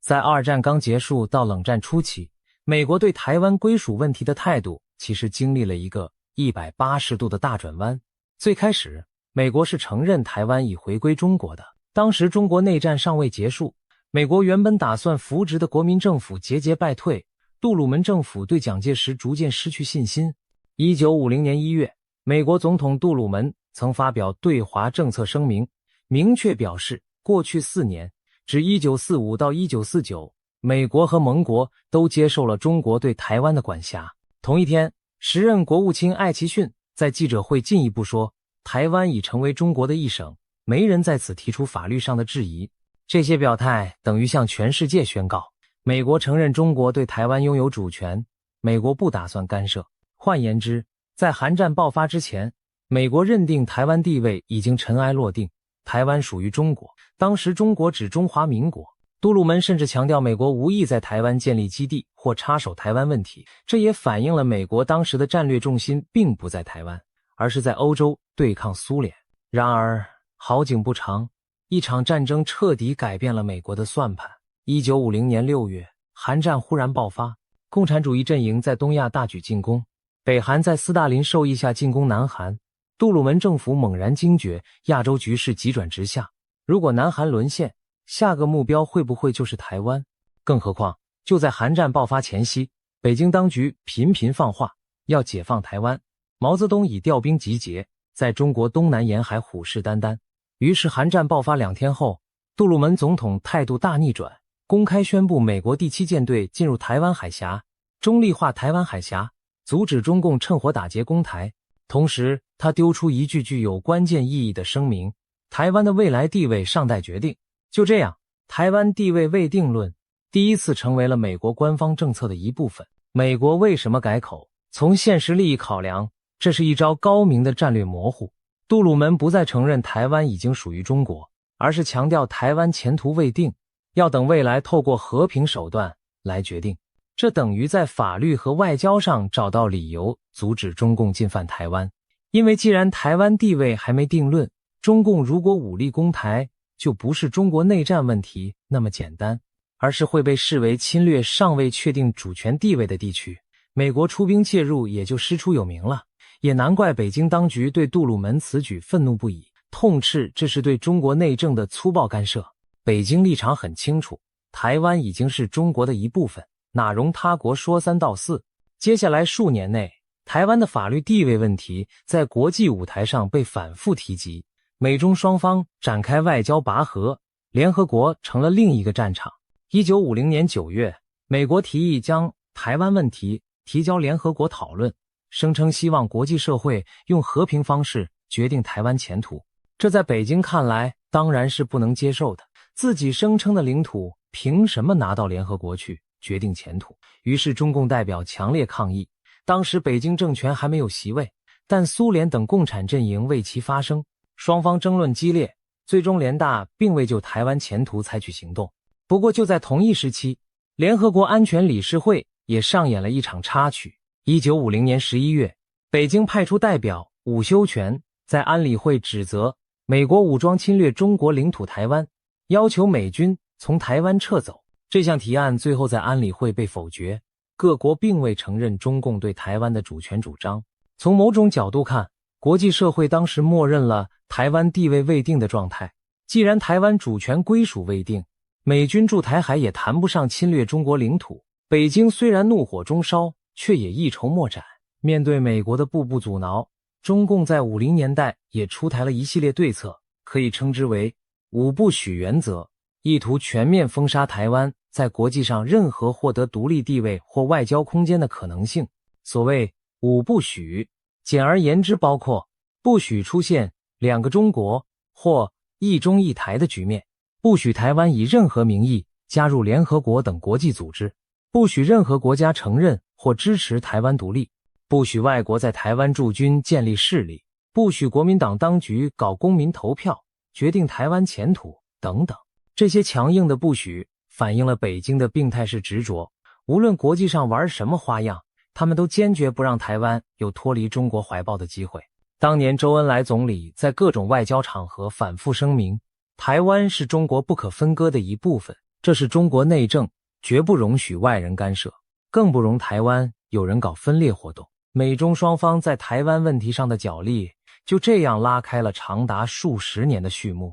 台湾本身则夹在美中之间，地位扑朔迷离，一方面以中华民国之名实际统治着台澎金马，另一方面却因为国际政治现实而被冠上地位未定的特殊标签。在50年代中后期，两岸还爆发了2次台海危机，823炮战就是第2次危机的一部分。美国与中华民国签署共同防御条约，军事上保护台湾，同时美国也开始强调两岸争端应和平解决。换句话说，美方既不支持台湾独立，也不让中共武力犯台，维持台海现状成了美国的战略目标。台湾的未来暂时被冻结在这场冷战博弈中，虽未定案，却也安全无虞。台湾地位问题在1960年代末再度面临巨大转折，战场转到了联合国大会。随着越来越多国家承认中华人民共和国，北京当局要求取代台北在联合国中国席位的呼声日盛。经过常年拉锯，1971年联合国大会第2758号决议通过，恢复了北京在联合国的一切合法权利，明确由中华人民共和国政府取代中华民国政府，成为中国在联合国的唯一代表。同时决议也认为台湾的代表权问题属于中国内政。这项决议的通过标志着国际社会普遍承认北京政府是代表中国的唯一合法政府，而台北政权失去了联合国席位。从此在联合国等正式外交场合再也看不到中华民国的身影。需要注意的是，2758号决议解决的是中国在联合国的代表权问题，并没有直接提及台湾主权归属。决议甚至没有使用台湾这个词，只是提到驱逐蒋介石的代表。北京将这视为国际对一中原则的背书，认定联合国已确认世界上只有一个中国，台湾是中国的一部分。但在许多西方国家，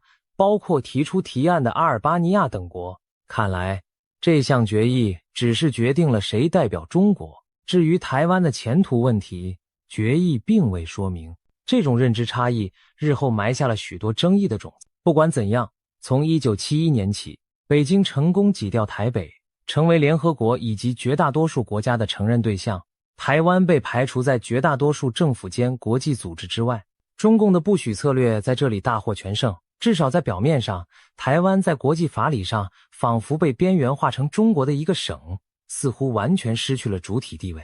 然而，历史并未就此终结。就在联合国换位的同时，美国也在调整对华政策。尼克森总统访问北京，中美关系开始破冰。1972年上海公报中，美国认知 acknowledge 了两岸中国人皆认为只有一个中国的立场，并表示台湾是中国的一部分，这是中国方面的主张。美方没有反驳，也没同意，只是采取模糊态度带过。随后1979年，美国与中华人民共和国正式建交，承认北京政府为中国唯一合法政府，与台湾的中华民国政府断交撤军，废除中美共同防御条约。按理说，这时美国应完全尊重中国主权，不干涉台湾问题。但事实并非如此简单。美国在与北京建交的同时，巧妙地保留了实质上支持台湾的空间。首先，美国国会在79年通过《台湾关系法》，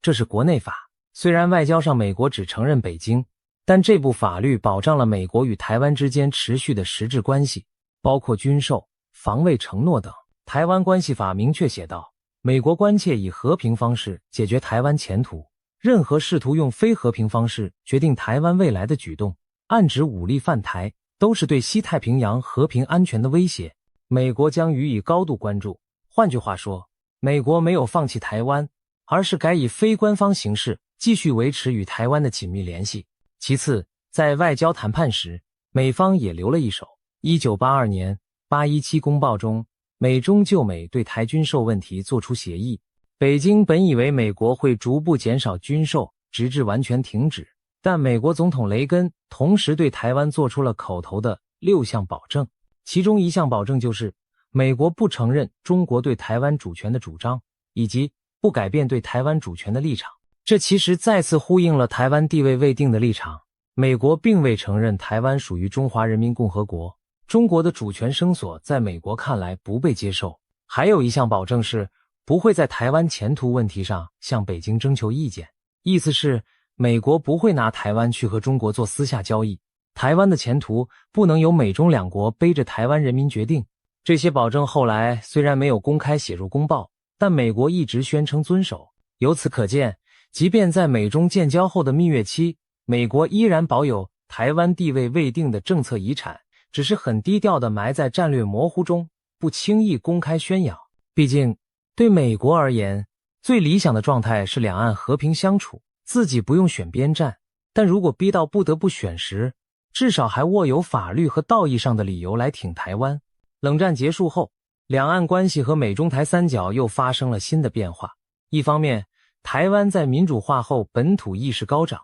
越来越多人强调台湾自身的主体性，不愿再被矮化为中国的一省。1990年代，李登辉总统推行务实外交，甚至提出过特殊的国与国关系，试探性地为台湾寻求更多国际空间。另一方面，中共对台政策在经历过短暂怀柔后，很快转趋强硬。1995到96年，中共以飞弹试射的方式对台湾武力恫吓，台湾第一次民选总统前夕，引发第3次台海危机。美国则以派遣2艘航母战斗群进入台海的实际行动，示警北京不要轻举妄动。这次事件后，北京当局意识到美国仍是拦在统一大业前的最大障碍。此后，中共制定了反分裂国家法，明定若台湾走向分裂，暗指台独，就动武，同时不断增强军事实力，企图建立对台湾的压倒性优势。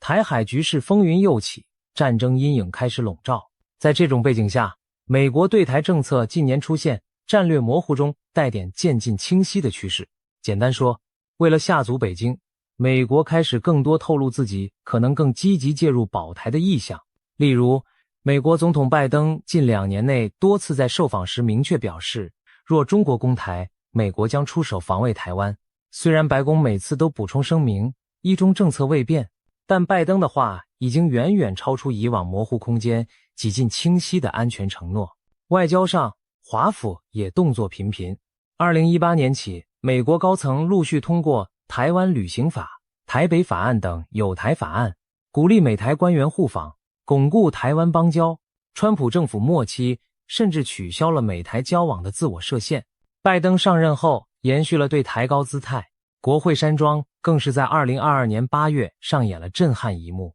美国联邦众议院议长裴洛西不顾北京强烈反对，亲自访问台湾。这是25年来访台层级最高的美国政治人物。北京气得跳脚，随即在台海周边进行大规模军演，发射飞弹，华设禁区，气氛一度剑拔弩张，美中关系降至冰点。国际上也开始担心台海会否成为下一个乌克兰战场。在如此紧绷的局势下，美国政府近年又开始重新强调那句尘封多年的老话：美国对台湾主权不持立场。2020年9月，时任美国国务院亚太驻青史达伟曾在演讲中罕见提到，我们的一中政策与北京的一中原则不同，我们从未承认中国对台湾拥有主权。这话一出就引发关注，美方其实在暗示台湾地位未定。当时北京当然不爽，但毕竟只是一位次级官员，在智库场合发言还能压下火气。但美国的动作不止如此。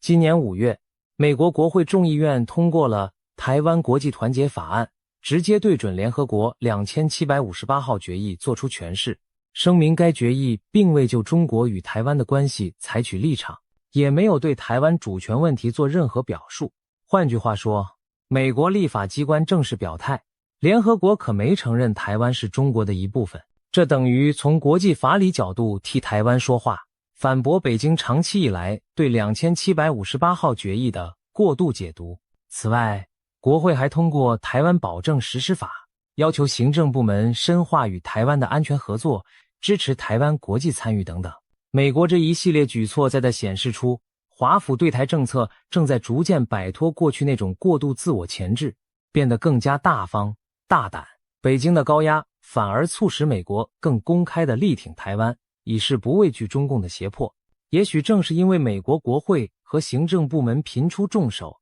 北京近期在国际宣传上更卖力强调他们的历史论据。我们从中国官媒和外交部的讲话中可以看到，北京不厌其烦地重申台湾自古属于中国，开罗宣言和波茨坦公告确立了中国收回台湾的法律地位，世界上只有一个中国，台湾是中国领土不可分割的一部分，等等。中共试图向国际社会塑造这样一个叙事，台湾问题早就解决了，是美国现在搞小动作，翻旧账挑衅。今年9月初，中方更在一些国际场合做出激烈表态，警告美国不要虚化掏空一中原则。很可能就是在这样的背景下，台湾中央社向 AIT 查询相关意见， AIT 遂于9月12日大方地抛出前文所述的回应。美方干脆直球对决，你说二战文件决定了台湾归你，不，那是你在曲解史实，那些文件压根没定台湾未来，谁主谁从。 AIT 的这番发言看似突然，实则有迹可循，美国等于是借由重提历史来反击北京近年的宣传战。既然你中共老爱拿大罗宣言说事，那我美国就公开澄清，开罗宣言只不过是一个共同目标的声明，它从未也无权最终决定台湾主权。事实上，早在1955年，英国首相丘吉尔就在国会质询时说过，开罗宣言只是一项战争期间的意向宣示，对日合约并没有解决台湾主权问题。这段话当年就被台湾方面视为国际强权也承认台湾地位未定的重要佐证。如今，美国 AIT 和国务院重提此茬，可谓别有深意。这是在国际舆论场域与北京打一场历史认知战。北京爱讲历史，美国也不怕奉陪，把历史文件摊开来讲，看到底谁在扭曲。当然，北京方面随即展开反击。中国外交部发言人很快出面痛批 AIT 的说法，指责美方公然鼓吹台湾地位未定论，严重违背美方在台湾问题上对中方所作承诺，强调世界上只有一个中国，美国早就承认台湾是中国的一部分，敦促美方停止翻炒历史陈词滥调。北京的愤怒可以理解，美国这等于拆他们的台，动摇他们对内对外宣传的基石。如果越来越多国家相信台湾地位未定，那不就等于间接否定了中华人民共和国对台湾的主权声索吗？所以中共绝不可能坐视不理，官媒迅速刊发评论，痛斥台湾地位未定论是历史谬论，重弹老调说美国当年为了冷战私利炮制旧金山合约，把台湾地位搞模糊，是没有任何法理根据的一派胡言。他们再度强调，台湾早在1945年就重回祖国，美国现在只不过故技重施，想拿台湾牌来遏制中国崛起而已。可以预见，在可见的将来，历史战仍将是中美在台湾议题上一场没有硝烟的持久战。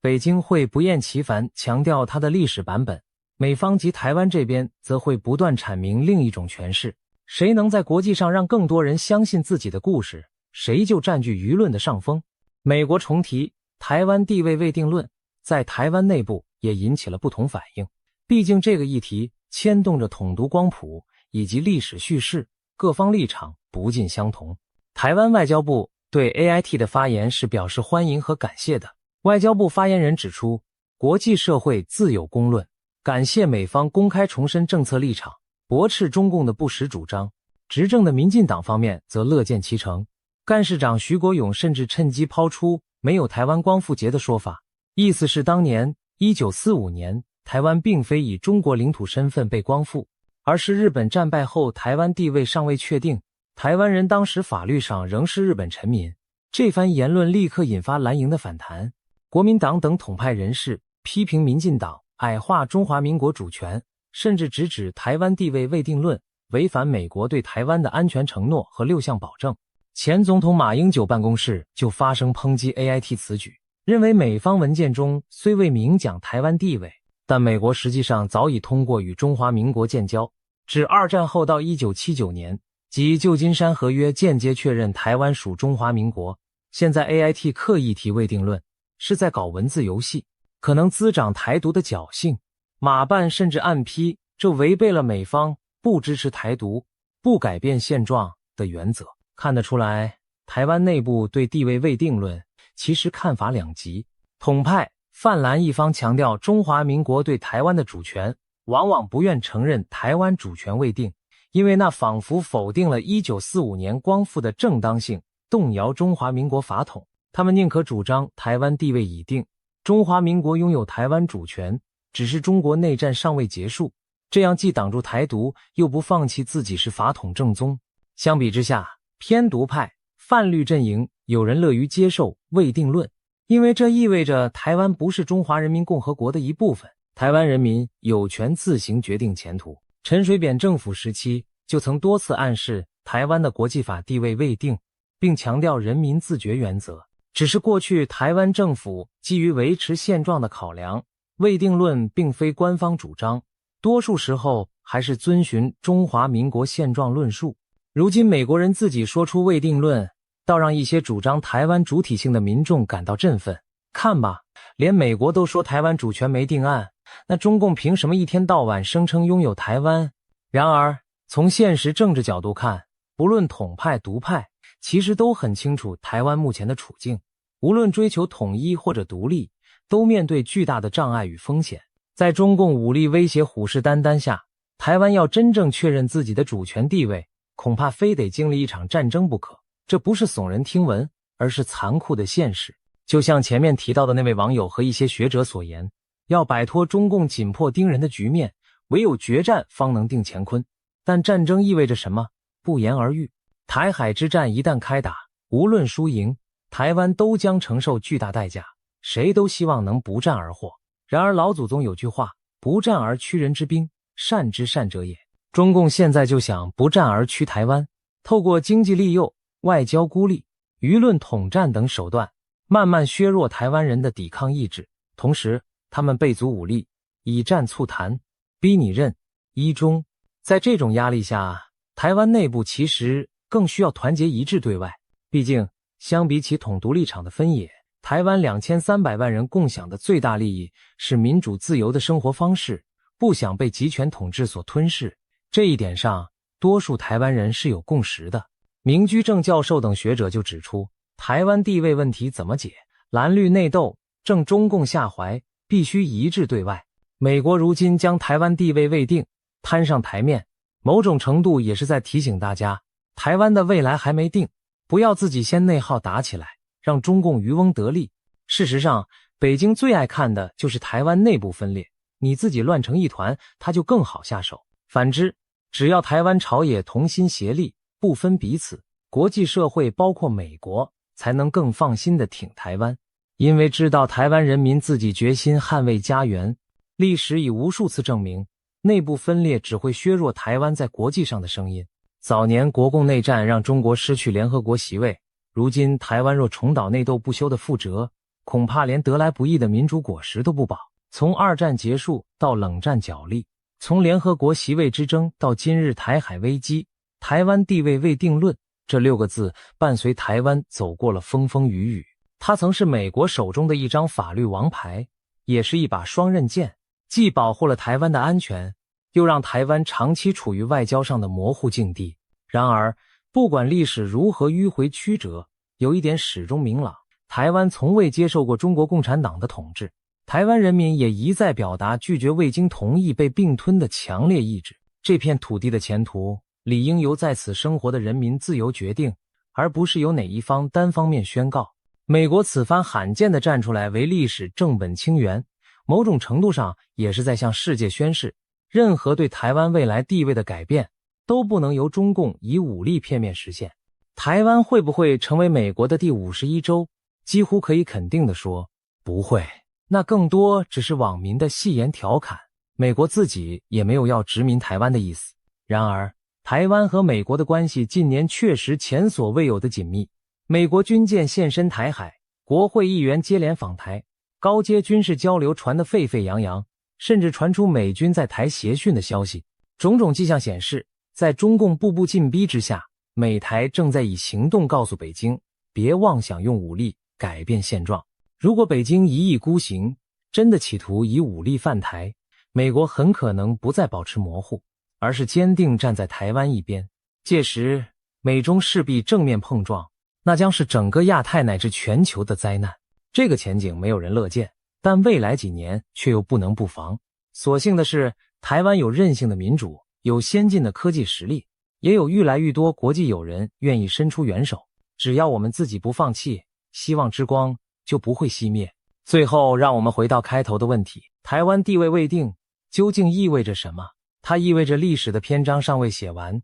台湾未来的名字尚有待填空。这既是挑战，也是机遇。对北京而言，他妄想亲手填上中国2字，但对台湾人民而言，答案只能也必须由自己书写。地位未定不等于没有地位，命运未卜却绝非任人摆布。历史给了台湾一张尚未定局的考卷，而台湾人用数十年的努力向世界证明了自己的存在价值。一个自由、民主、繁荣的台湾早已是国际社会不容忽视的事实。展望未来，台湾该如何在未定的缝隙中闯出一条光明大道？或许答案正在我们脚下。坚定走好民主自由的路，团结一致守护自己的家，冷静应对外来的威胁与利诱。在这条道路上，美国等伙伴会在需要时提供支援，但真正要决定台湾命运的，终究是台湾人民自己。当我们回顾这段漫长的历史长河，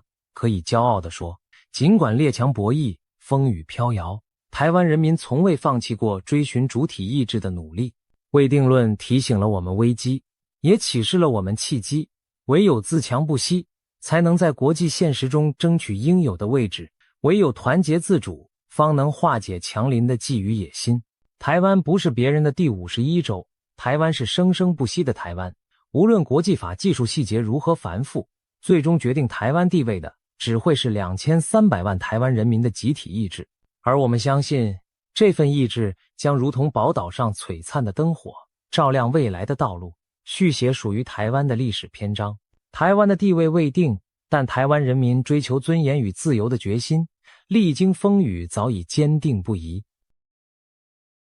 今天我们来聊聊 IPAC 最近通过的一项重磅宣言。这项宣言正式承认台湾是独立政权，等于向全世界宣告，台湾事实上已经是一个独立自主的政治实体。消息一出，北京方面立刻气炸，台海局势瞬间变得更加紧张。为什么这份宣言让北京如此暴跳如雷？这背后又代表着什么国际风向的转变呢？首先，我们先介绍一下 IPAC 是什么来头。IPAC 的全名是对中政策跨国议会联盟，成立于2020年，最初由多国国会议员共同发起。它被视为一个抗中大平台，目前涵盖了全球40个国家的国会或议会，集结约300名跨党派的现任议员。这些成员多半对北京的专制扩张持强硬立场，当中不乏知名的政坛人物与人权斗士，例如美国、英国、日本、欧洲多国的国会议员都名列其中。IPAC 成立的宗旨很明确，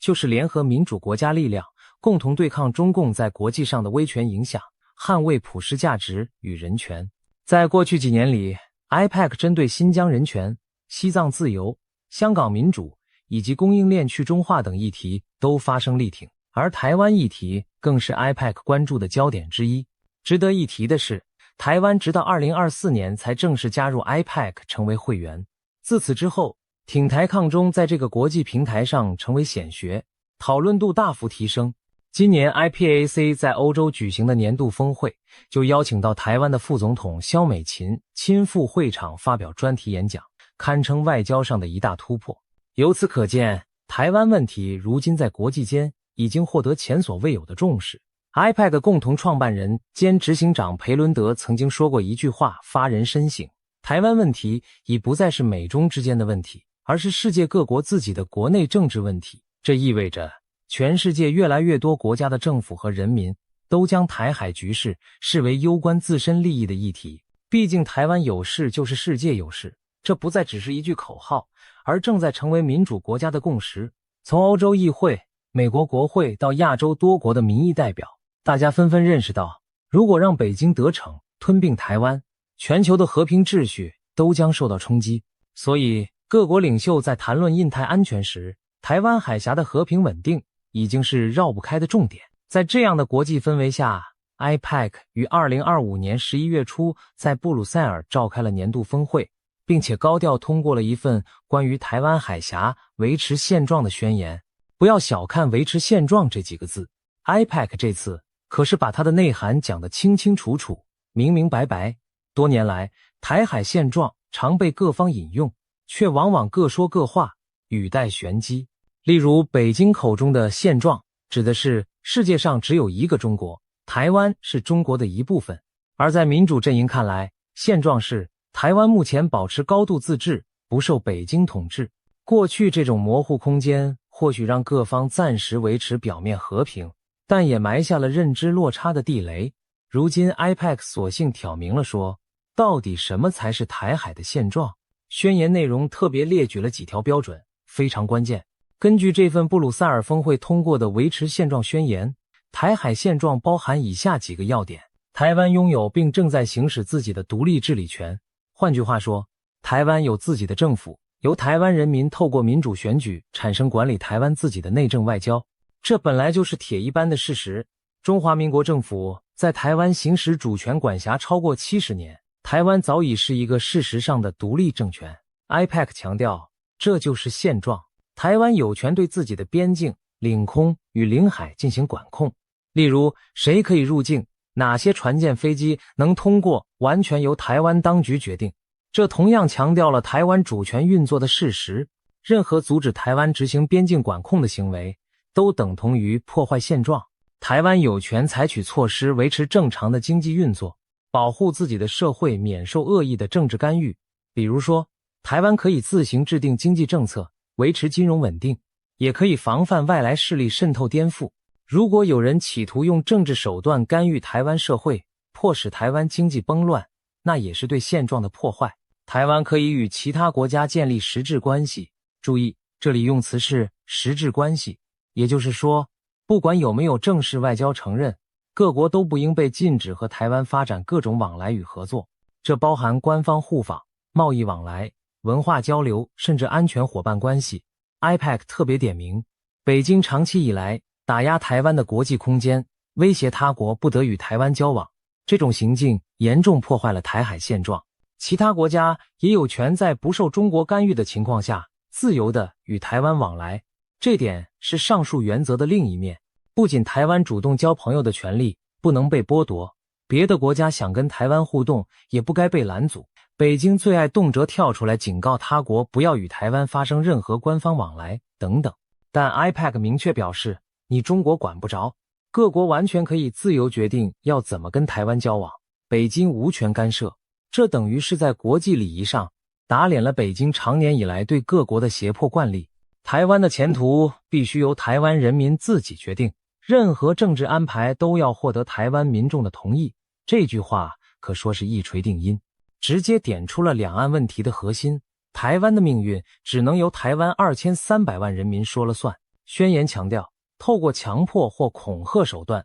逼迫台湾接受任何未经台湾公民或其民选代表同意的政治安排，都算是对现状的破坏。直白来说，就是反对中国以武力或其他胁迫方式迫使台湾统一，因为那将是不被台湾人民接受的强制改变。当然，背离现状。看完以上几点，聪明的你一定发现了 IPEC 口中的现状就是台湾已经事实独立。他们等于把一直羞答答不明说的话摊开，讲了台湾现在就是一个主权独立的政治实体，只是国号叫中华民国，尚未以台湾共和国之名被广泛承认而已。但无论名称为何，台湾拥有自己治理的政府，这就是目前的现状。任何企图否定或破坏这个现状的动作，不论是军事入侵、经济封锁、外交孤立还是统战欺压，都应该被视为挑衅。更重要的是，国际社会应该做出对等的反制来吓阻侵略者。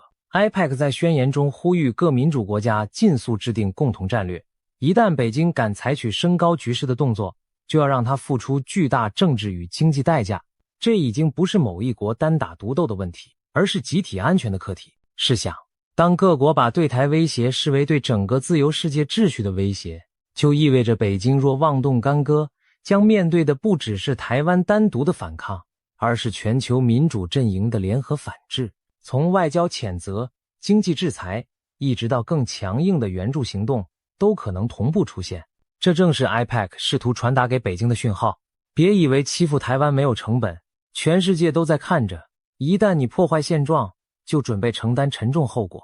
这份宣言一公布，立刻引发各方强烈反应。首先，台湾政府对此表示由衷欢迎与肯定。台湾外交部在第一时间回应说，感谢国际友人勇于发声，强调维护台海现状已是国际共识之一部分。台湾方面当然乐见各国更加挺身捍卫台湾的民主现状，毕竟台湾人民一直坚持着不挑衅、不冒进的态度，维持现状就是最大公约数。现在连国际议会联盟都用行动确认台湾的主权地位，对台湾来说可说是一剂强心针，也是在外交上多年努力开花结果的体现。然而，北京当局的反应就完全是另一个画风了。对中共来说， IPEC 的这份宣言无异于在国际舞台狠狠打了他一记耳光。北京最害怕听到的词就是台湾独立，而 IPEC 偏偏公开承认了台湾独立治理的正当性。于是我们可以想象，北京气急败坏的跳脚抗议的场景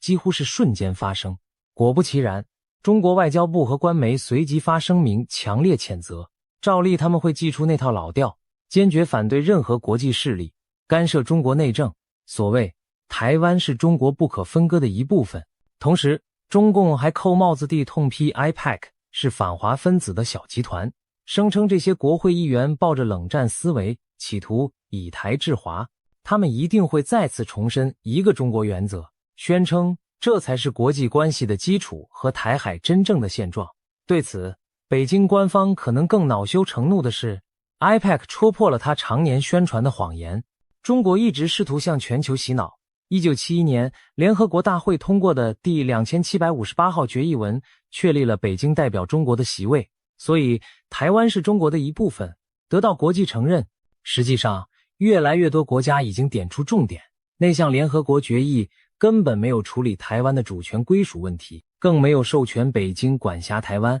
IPEC 早在去年就通过声明强调2758决议不涉台湾，这次更进一步，干脆把台湾现状等同独立政权的观点写进了国际宣言中，等于告诉北京别再扭曲国际法了，台湾从来就不属于你中国。这番打脸难怪会让北京当场气炸。我们不妨回顾一下中共对台湾定位的说辞。北京老调重弹，所谓海峡两岸同属一个中国，并且一口咬定这是两岸现状。但很讽刺的是，中共口口声声要维持的现状，正是台湾人民无法接受的虚构现状。事实摆在眼前，台北有总统府，台湾选举自己的总统和国会，北京从未统治台湾，哪怕一天，中共却硬要全世界相信台湾是中国神圣领土。长期以来，多数国家基于一种外交模糊而不去戳破这层窗户纸。然而，真实现状终究只有一个，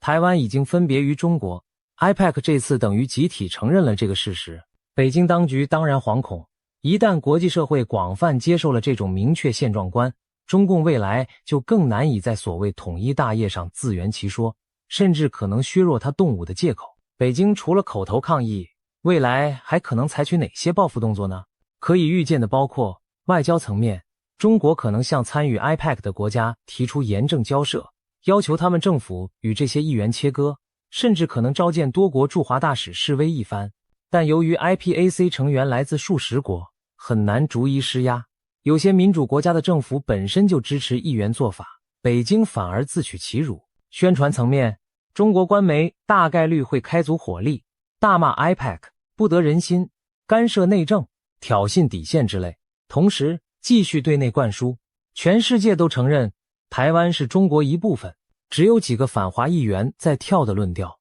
然而事实真是如此吗？其实国际风向正在迅速转变，越来越多民主国家的政要公然挺台，挑战北京的话语权。我们看到近年来美国议长、欧洲各国高层接连访问台湾，日本政界人士也频频放话表示台湾有事等同日本有事。这些趋势都显示北京想垄断对台主权叙事越来越力不从心。尤其值得注意的是欧洲态度的转变。以往欧洲在台海问题上相对低调，但近几年因为目睹香港自由凋零、乌克兰饱受侵略等事件，开始警觉到中共对台野心的危险性。例如2023年，捷克新任总统公开称台湾是独立国家，立陶宛更顶住压力，让驻立陶宛台湾代表处以台湾之名成立。这些突破都让中国暴跳如雷，却又无可奈何。而 IPEC 在欧洲的扩张反映出欧洲民意正同步觉醒。这次峰会正是在欧洲议会举办，欧洲多国议员联署力挺台湾，象征意义重大。宣言还特别提到各国政府应评估台海危机可能带来的经济风险并公开结果，这就是敦促大家未雨绸缪，别等战争爆发才手足无措。在军事上，美国、日本等早已加强在第一岛链的部署和演习，为的就是防范台海突发事态。可以说，自由世界正在多层面构筑一道防卫网，目标直指中国可能的冒险行为。说到这里，你可能会问，难道国际间真的越来越承认台湾是主权国家了吗？过去几十年里，台湾的正式邦交国数量不增反减，目前剩下13-14个小国，和梵蒂冈还维持与中华民国的官方关系。然而，我们不能只看名义上的邦交，还要看到实质上的承认与合作。随着中共的威胁扩大，如今许多国家虽然口头上仍遵循一中政策，却在实际作为上大幅提升与台湾的往来层级。例如，美国不仅有台湾关系法保障对台安全承诺，近年更通过台湾旅行法、台湾政策法等，鼓励高层互访，军事经援也是史无前例的提升。欧盟与台湾之间也开始进行半官方的政治对话，多国国会通过友台决议支持台湾加入国际组织。就连过去相对保守的亚洲邻国，如南韩、菲律宾等，也逐渐公开讨论台海安全，并强调不允许以武力单方面改变现状。这些趋势难道不正是对台湾主权时态的某种承认吗？或许他们还没正式给台湾一张国际承认的门票，但已经默默地把台湾当成正常国家在对待。于是中国就变成全球舞台上一个有点尴尬的存在。他极力孤立台湾，却发现自己反而日益被西方民主圈孤立。在国际民意场域里，中共鼓吹的台湾属中国，只剩下自己唱独角戏，自我陶醉罢了。再说回 IPEC 本身，中国其实对 IPEC 恨之入骨，视它为眼中钉。在中共眼里，这群集合各国民选代表的联盟，比某个单一国家政府更难对付，因为这些议员来自不同国家的不同党派，他们不受北京直接控制，各自的言论还受到民主制度保障，北京最多只能向他们所在国的政府施压，要求管管你们的议员。但民主国家的政府岂能随便钳制议员发声？这就是中共最头痛的地方。所以北京试图透过其他手段来削弱 IPEC 的影响力。裴伦德就透露过一件事，中国的压力已导致 IPEC 失去3个国家会员。哪3国呢？原来是非洲的马拉维、甘比亚和南太平洋的所罗门群岛。这几国本来也有议员参与 IPEC， 但中国当局威胁利诱其政府，硬是逼得这些议员退群。例如，据说北京扬言，若马拉维议员不退出 IPEC， 就取消该国总统的访中行程。对所罗门更是直接要求该国政府让议员退群，并发表支持一中原则的声明。最后，所国的 IPEC 议员被迫走了一个，只剩下1位还在坚持为台湾发声。由此可见，中共为了阻挠各国挺台，不惜使出各种招数，包括挖外交墙角、金援施压、造谣抹黑等等。没错，造谣抹黑的戏码也在上演。就在这次 IPAC 峰会后，网络上突然冒出一则耸人听闻的假消息，声称台湾花了80亿欧元巨资贿赂才换得副总统在欧洲议会演讲的机会，这完全是无稽之谈。但显然背后有人精心操弄。IPAC 方面随即出面辟谣，澄清台湾政府根本没有拿钱赞助 IPAC， 这种说法纯属抹黑。几乎可以肯定，这类谣言就是中共或亲中势力故意放出的，目的在离间台湾与国际友人的互信，同时削弱这次外交突破的正面意义。所幸谣言很快被戳破，也再次印证了中共舆论战的阴险。总体而言， IPAC 的重磅宣言以及随之引发的交锋，象征着国际社会在台湾定位问题上进入新局面。过去大家习惯模糊处理的敏感话题，如今越来越被摊在阳光下谈。虽然各国政府未必立刻改变官方立场，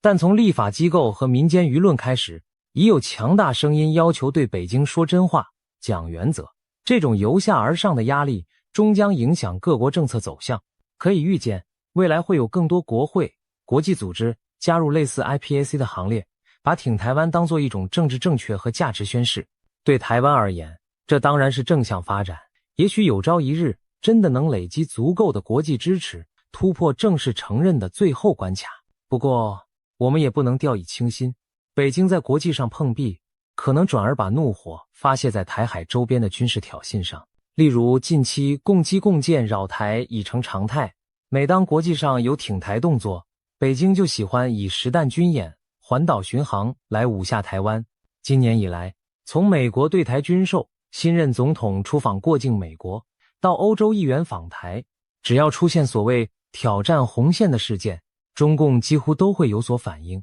可以想见， IPAC 这个宣言更让他们如鲠在喉。接下来不排除解放军再找借口在台海或台湾周边大动作演练，一方面恐吓台湾人民，另一方面对内宣传维护统一决心。这种以武拒统的气氛恐怕暂时难以消退。但从另一角度看，正因为自由世界的联合声明让北京如此恼怒，也说明他的确达到了7寸。中共最不愿看到的局面，正是全球形成挺台防中的统一战线。现在这个趋势已经萌芽，中共当局自然急了。在70多年前的国共内战结束时，谁能想到台湾海峡的争端会延宕至今，并演变成今日这般牵动全球的格局。冷战时期，台湾问题是中美之间的角力。冷战后好长一段时间，很多国家对台海局势抱持事不关己的态度。但历史走到今天，台湾这座自由的小岛已经成为民主与威权在亚洲对抗的最前线。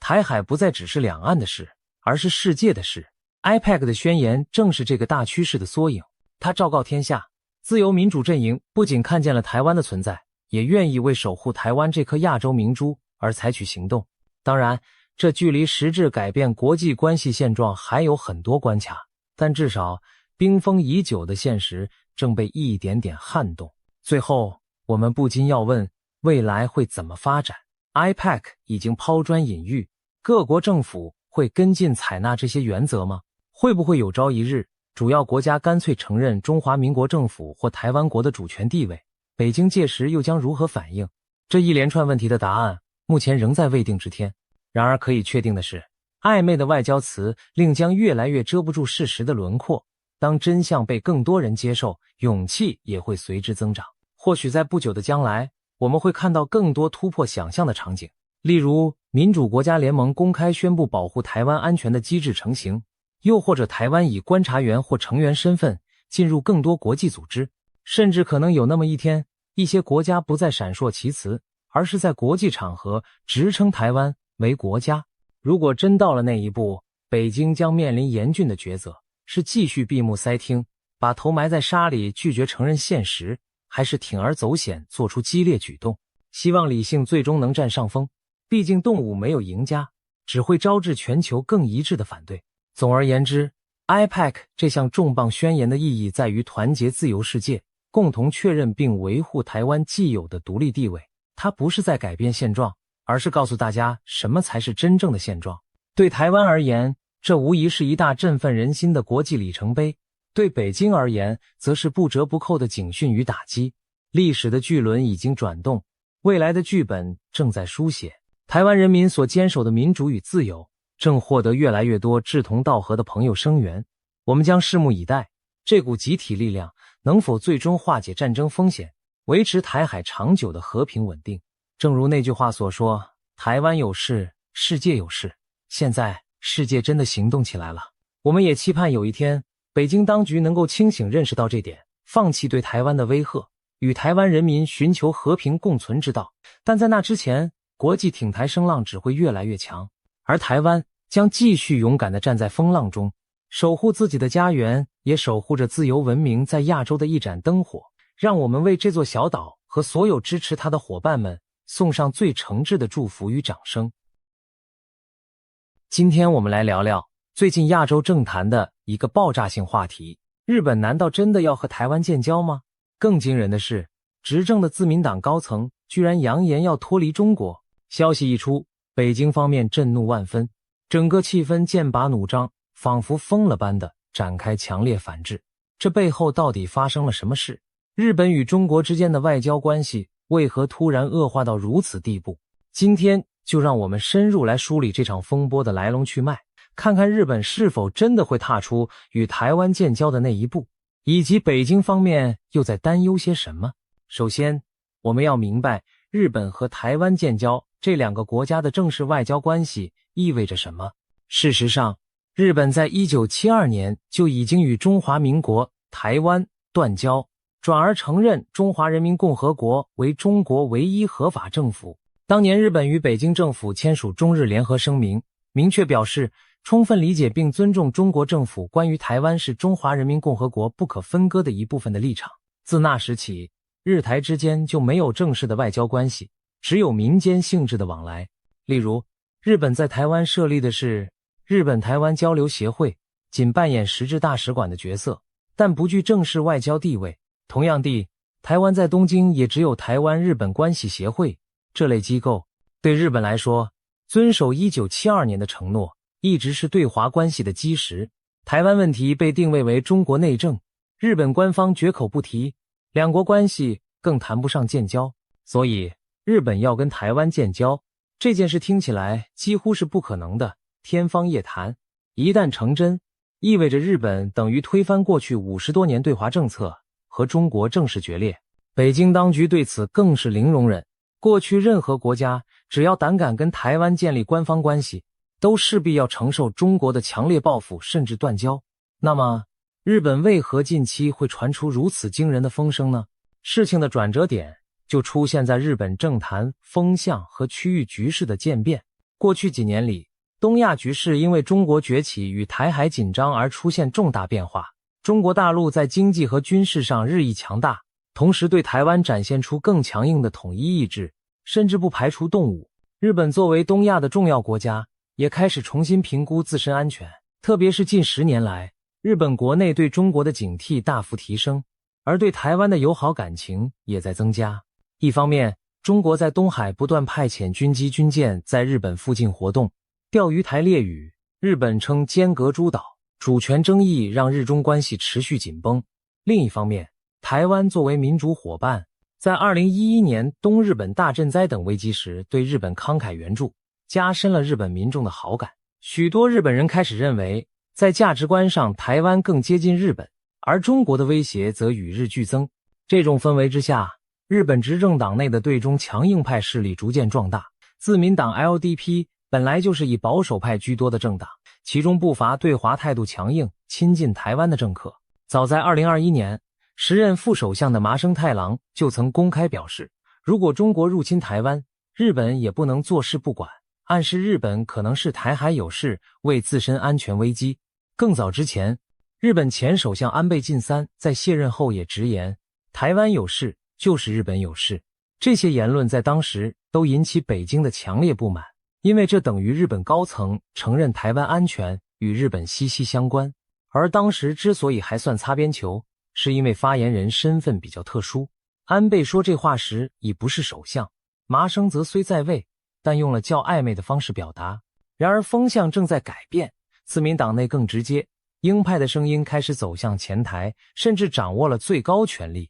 关键人物就是高市早苗。高市早苗是自民党内著名的右翼保守派，他被称作女版安倍，理念上继承了安倍晋三的路线，对中国强硬，对台湾友好。今年10月，高市早苗在自民党总裁选举中胜出，成为日本第一位女首相。她的上台标志着日本政府政策重心的明显右移。高市上任后展现出与以往不同的态度，她公开强调对台湾的支持，并且毫不掩饰对中共政权的不信任。上任才1个月，高市就以行动证明了她的亲台立场。2025年4月，还是自民党政调会长的她，就曾访问台湾，与台湾总统赖清德会面。成为首相后，她更在外交场合主动接触台湾代表人物。例如，就在10月底韩国庆州举行的 APEC 峰会期间，高市早苗除了与中国国家主席习近平短暂交谈外，还在11月1日破天荒地与台湾方面派出的代表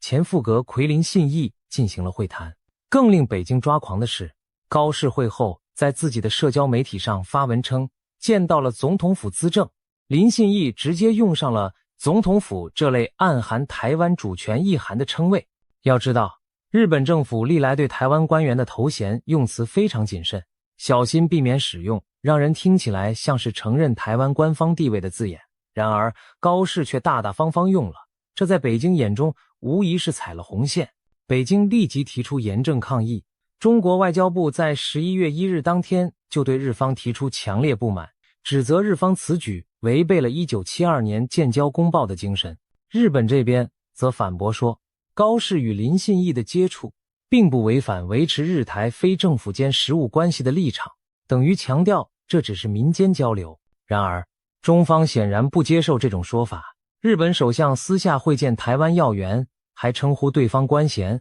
这哪还是单纯的民间往来？中日关系的紧张在此埋下伏笔。尽管中方抗议不断，高市早苗并没有因此收敛对台发声。真正引爆外交风暴的是11月7日发生的一幕。当天，高市早苗在日本国会众议院预算委员会上接受质询，面对在野党议员抛出的尖锐问题，如果中国大陆武力犯台，日本政府将如何应对？这本是过去日本领导人极力回避的敏感提问。然而高市几乎不假思索地抛出了一个惊人的回答。他明确表示，一旦台湾发生战事，那将被认定为日本存亡危机事态。所谓存亡危机事态，是日本安保法制中的一个法律概念，意思是关乎国家存亡的危机情况。根据2015年通过的新安保法，一旦出现存亡危机事态，即便日本本土未遭攻击，日本政府也可以行使集体自卫权，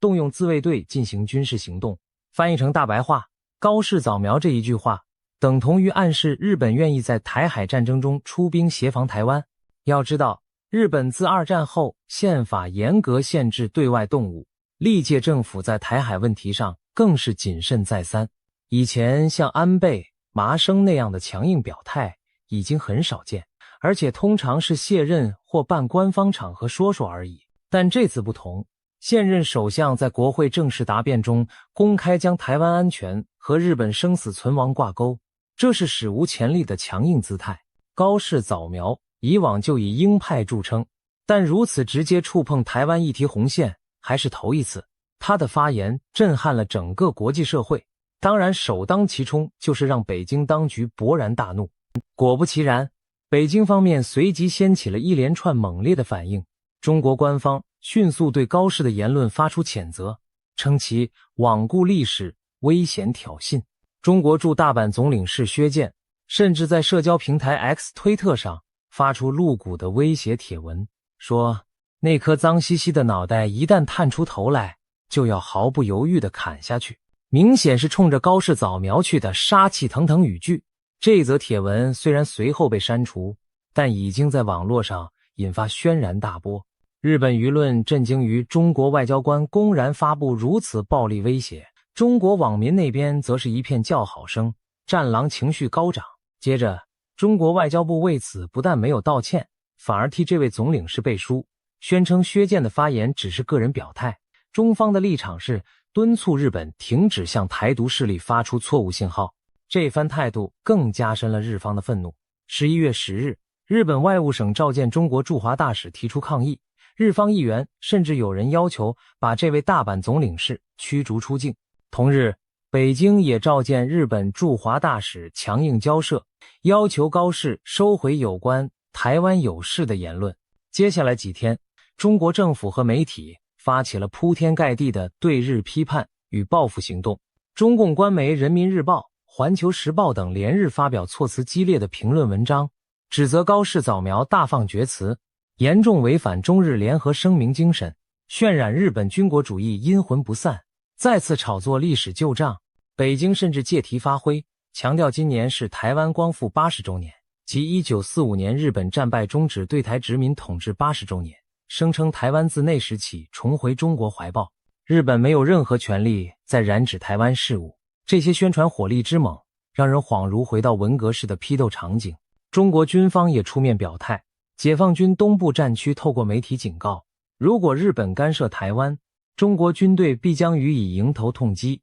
日方将遭受毁灭性打击，乃至在场战败的滋味。言下之意，仿佛扬言再来一次甲午战争或二战般，要让日本自取灭亡。北京当局很清楚，台湾问题在中国内部是最敏感的民族主义导火索之一，这次便全力渲染日本的言行如何，丧心病狂，自欺欺人，成功在国内煽起民众的义愤。中国社交媒体上一时间反日情绪高涨，不少极端网民叫嚣着教训日本、和平东京等等，把局势烘托得杀气腾腾。除了口头和舆论攻势，中国还迅速动用了组合拳式的实质报复。首先在外交上，能停的交流统统踩刹车。原定11月中旬举行的中日韩文化部长会议被中方单方面宣布推迟。11月17日于南非举行的 G20 峰会期间，中国总理李强明确拒绝与高市早苗举行会晤，不给日本任何高层对话机会。中国还向联合国秘书长递交严正照会告状，声称日本领导人的危险言论破坏区域和平，要国际社会警惕。接着在经济领域，中国开始惩罚日本经济，其手段之快之广，让人联想到过去中国对韩国部署萨德系统的报复，以及对立陶宛侵台行为的制裁等。其中一大重头戏是贸易制裁。中国商务部只是对日本食品进口加强审查，实际上就是故技重施，重启禁止日本水产品全面进口的措施。原来中国因日本福岛核废水排海问题，曾在2023年禁止日本所有海产品进口，到了2025年秋天刚部分解禁一些，现在借着这次台湾争端又全面暂停，甚至进一步扬言，如日本不纠正错误言论，还将有更多行动。除了水产，中国也突然终止了中日间恢复日本牛肉输入的商谈，一副要在食品、农产品上给日本沉重一击的态势。对于高度依赖中国市场的日本渔业和农业来说，这无疑是敲响警钟。另一方面，中方也开始文化和旅游制裁。中国国家电影局悄悄指示国内院线暂停上映日本电影，原定近期上映的2部日本影片突然被撤档。多家中国旅行社和航空公司则以安全考量为由，陆续取消或减少日本航线航班。3大航空公司甚至主动提供近期非日本航班的退票和改期服务，以劝阻中国游客赴日。紧接着，中国教育部也提醒中国留学生谨慎前往日本留学，声称日本治安恶化，在日中国公民可能遭到歧视和不测。仿佛一夜之间，中日之间的人员往来和经贸交流急速降温，回到了多年前关系最紧张时的冰点状态。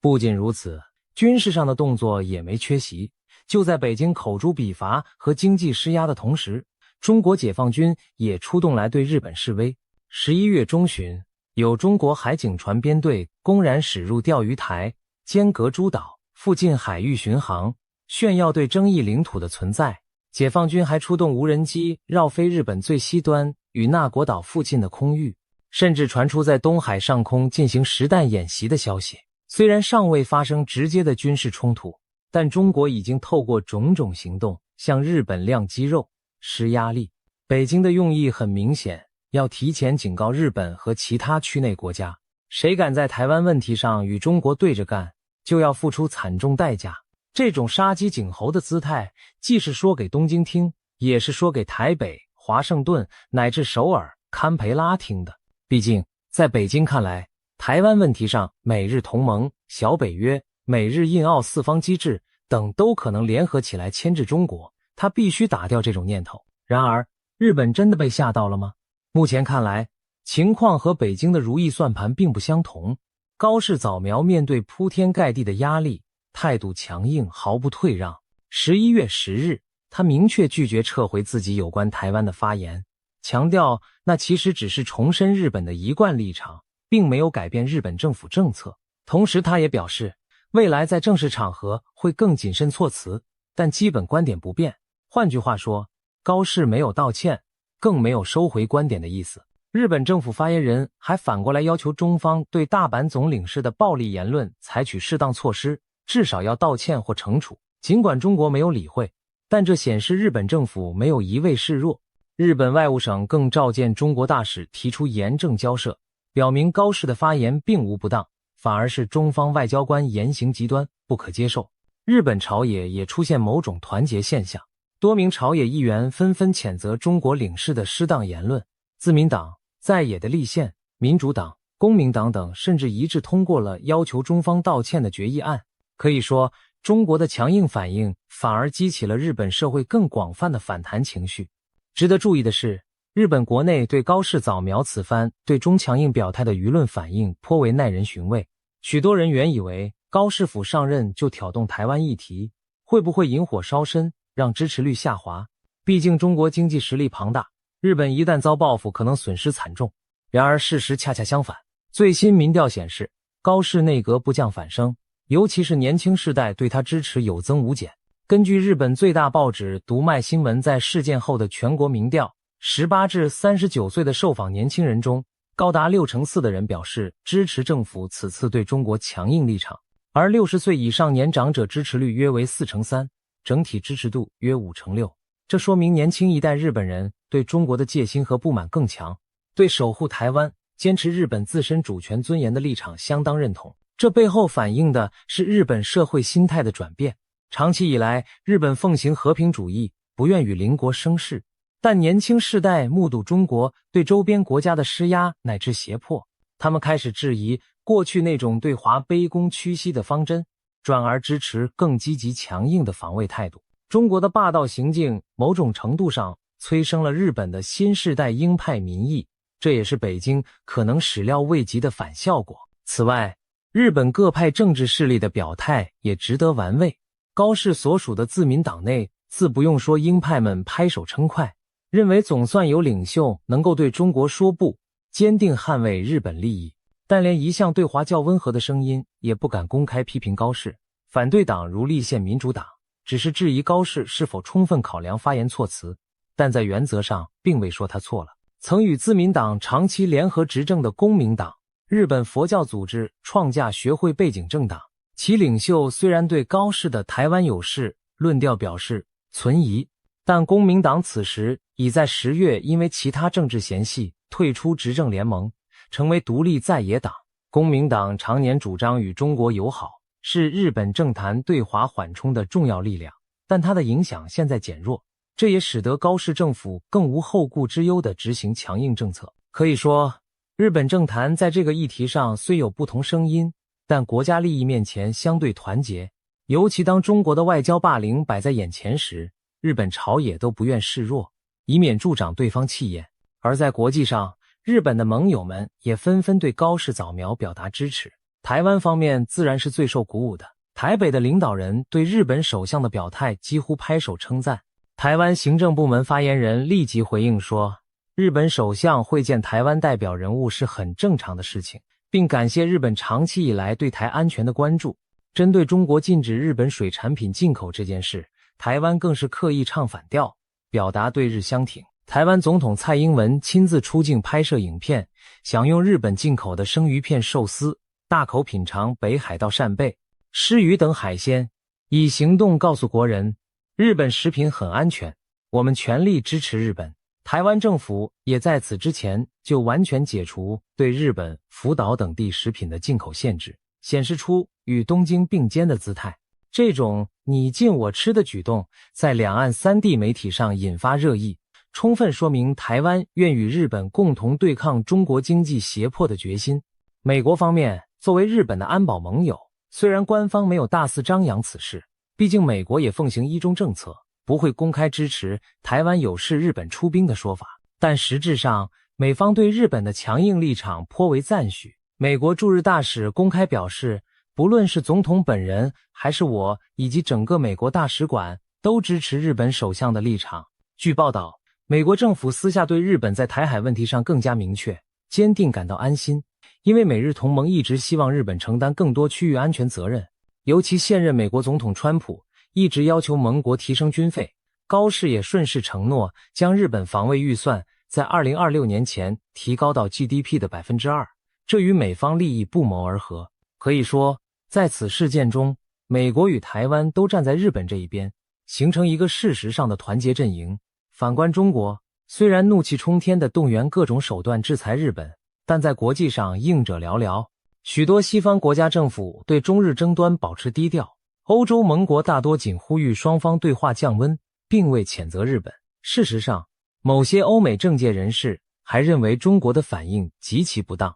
例如，美国前国防官员在受访时就批评北京对高市发言的过激反应，称这证明了中国的战狼外交只会更加孤立自己。那么，如此一来，我们回到开头的问题，日本真的要和台湾建交吗？当前的事态看似往那个方向大踏步前进，日本领导人公开谈论协防台湾，视台湾为盟友，北京则暴跳如雷，中日关系急剧恶化，仿佛离断交都不远。难道东京真的下定决心要与台北正式缔结外交吗？这里我们需要理性分析。在现阶段，日本政府仍未改变其一中政策的基本框架，高市早苗的强硬更多体现在安全与军事层面，而非直接宣布承认台湾为国家，与之建交。尽管他在行为上接近打破禁忌，譬如称呼林信一为总统府官员，但截至目前，日本官方立场仍然是维持与台湾非政府间的实务关系。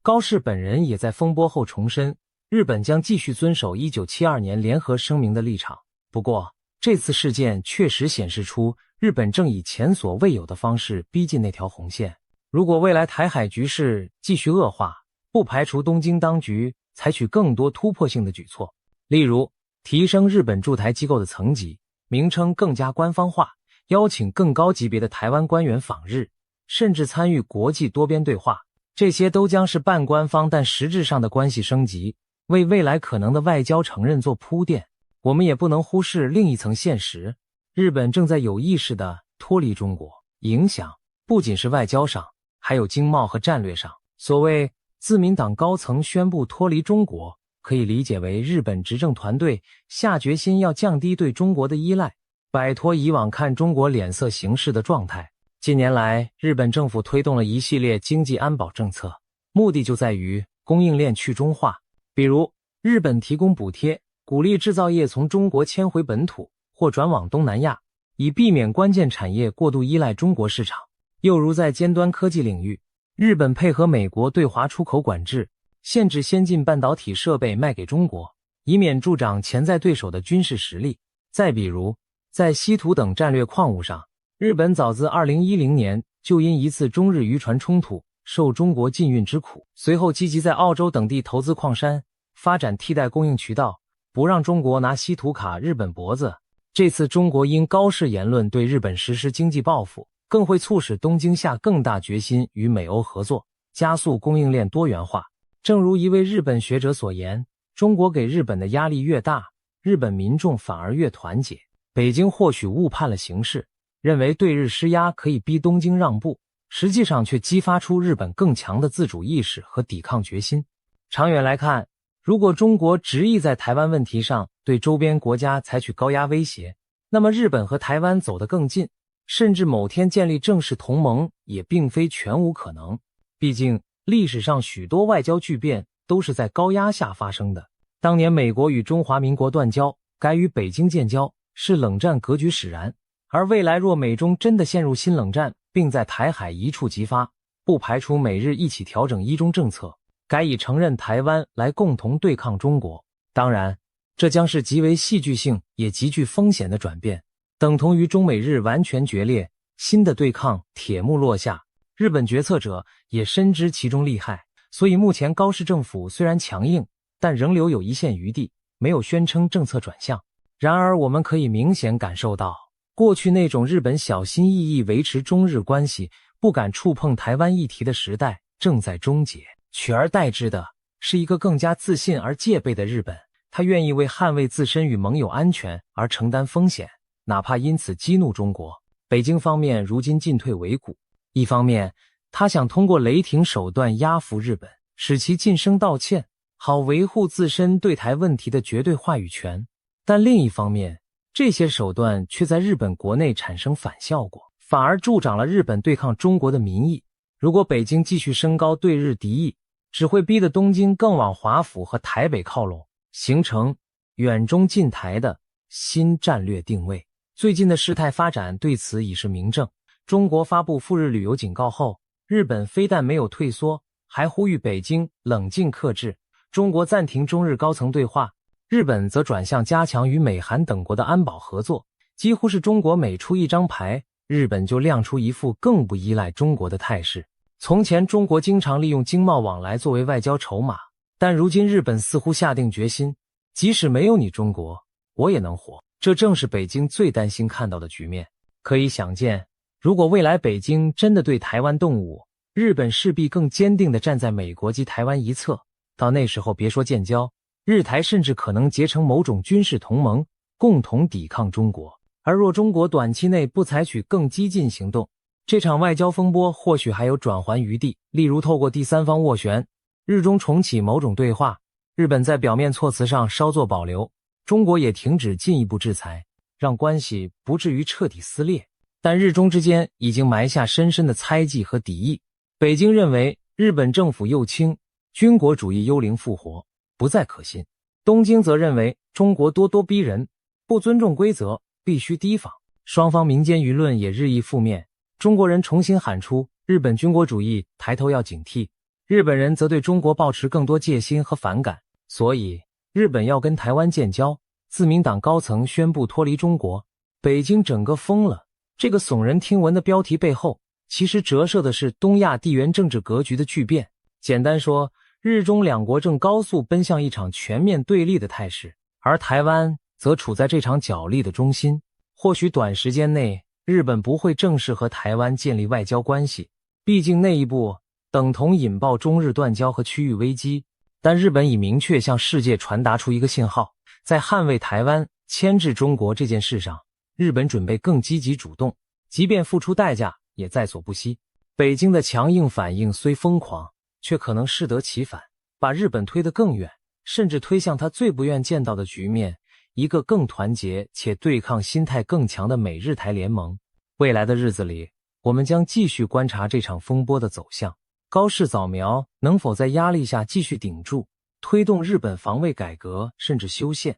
中国会不会因顾及经贸损失而稍微缓和对日敌意，还是会变本加厉？台湾问题最终会不会将中日彻底撕裂？这一切都有待时间给我们答案。但是可以肯定的是，亚洲的局势已经进入一个新的阶段，曾经的对手和盟友关系正在重新排列组合。曾几何时，中日建交被视为东亚和平的基石，而现在日台建交却被某些人开始悄悄讨论作为未来的可能。世事变幻无常，历史的吊诡就在于此。我们只能希望理性和冷静最终能战胜疯狂与对抗。不过在那之前，我们恐怕会见证更多惊涛骇浪。日本和台湾会不会真的建交？北京的怒火最终将把局势推向何方？让我们拭目以待。可以确定的是，这场围绕台湾的博弈正深刻改变着东亚的命运，每一步都惊心动魄。我们身处历史巨变的开端，也许未来回头看，2025年将成为一个重要的转折点。先让子弹飞一会儿吧。总之，局势如何发展，我们将持续关注。今天的分享就到这里，我们下次再见。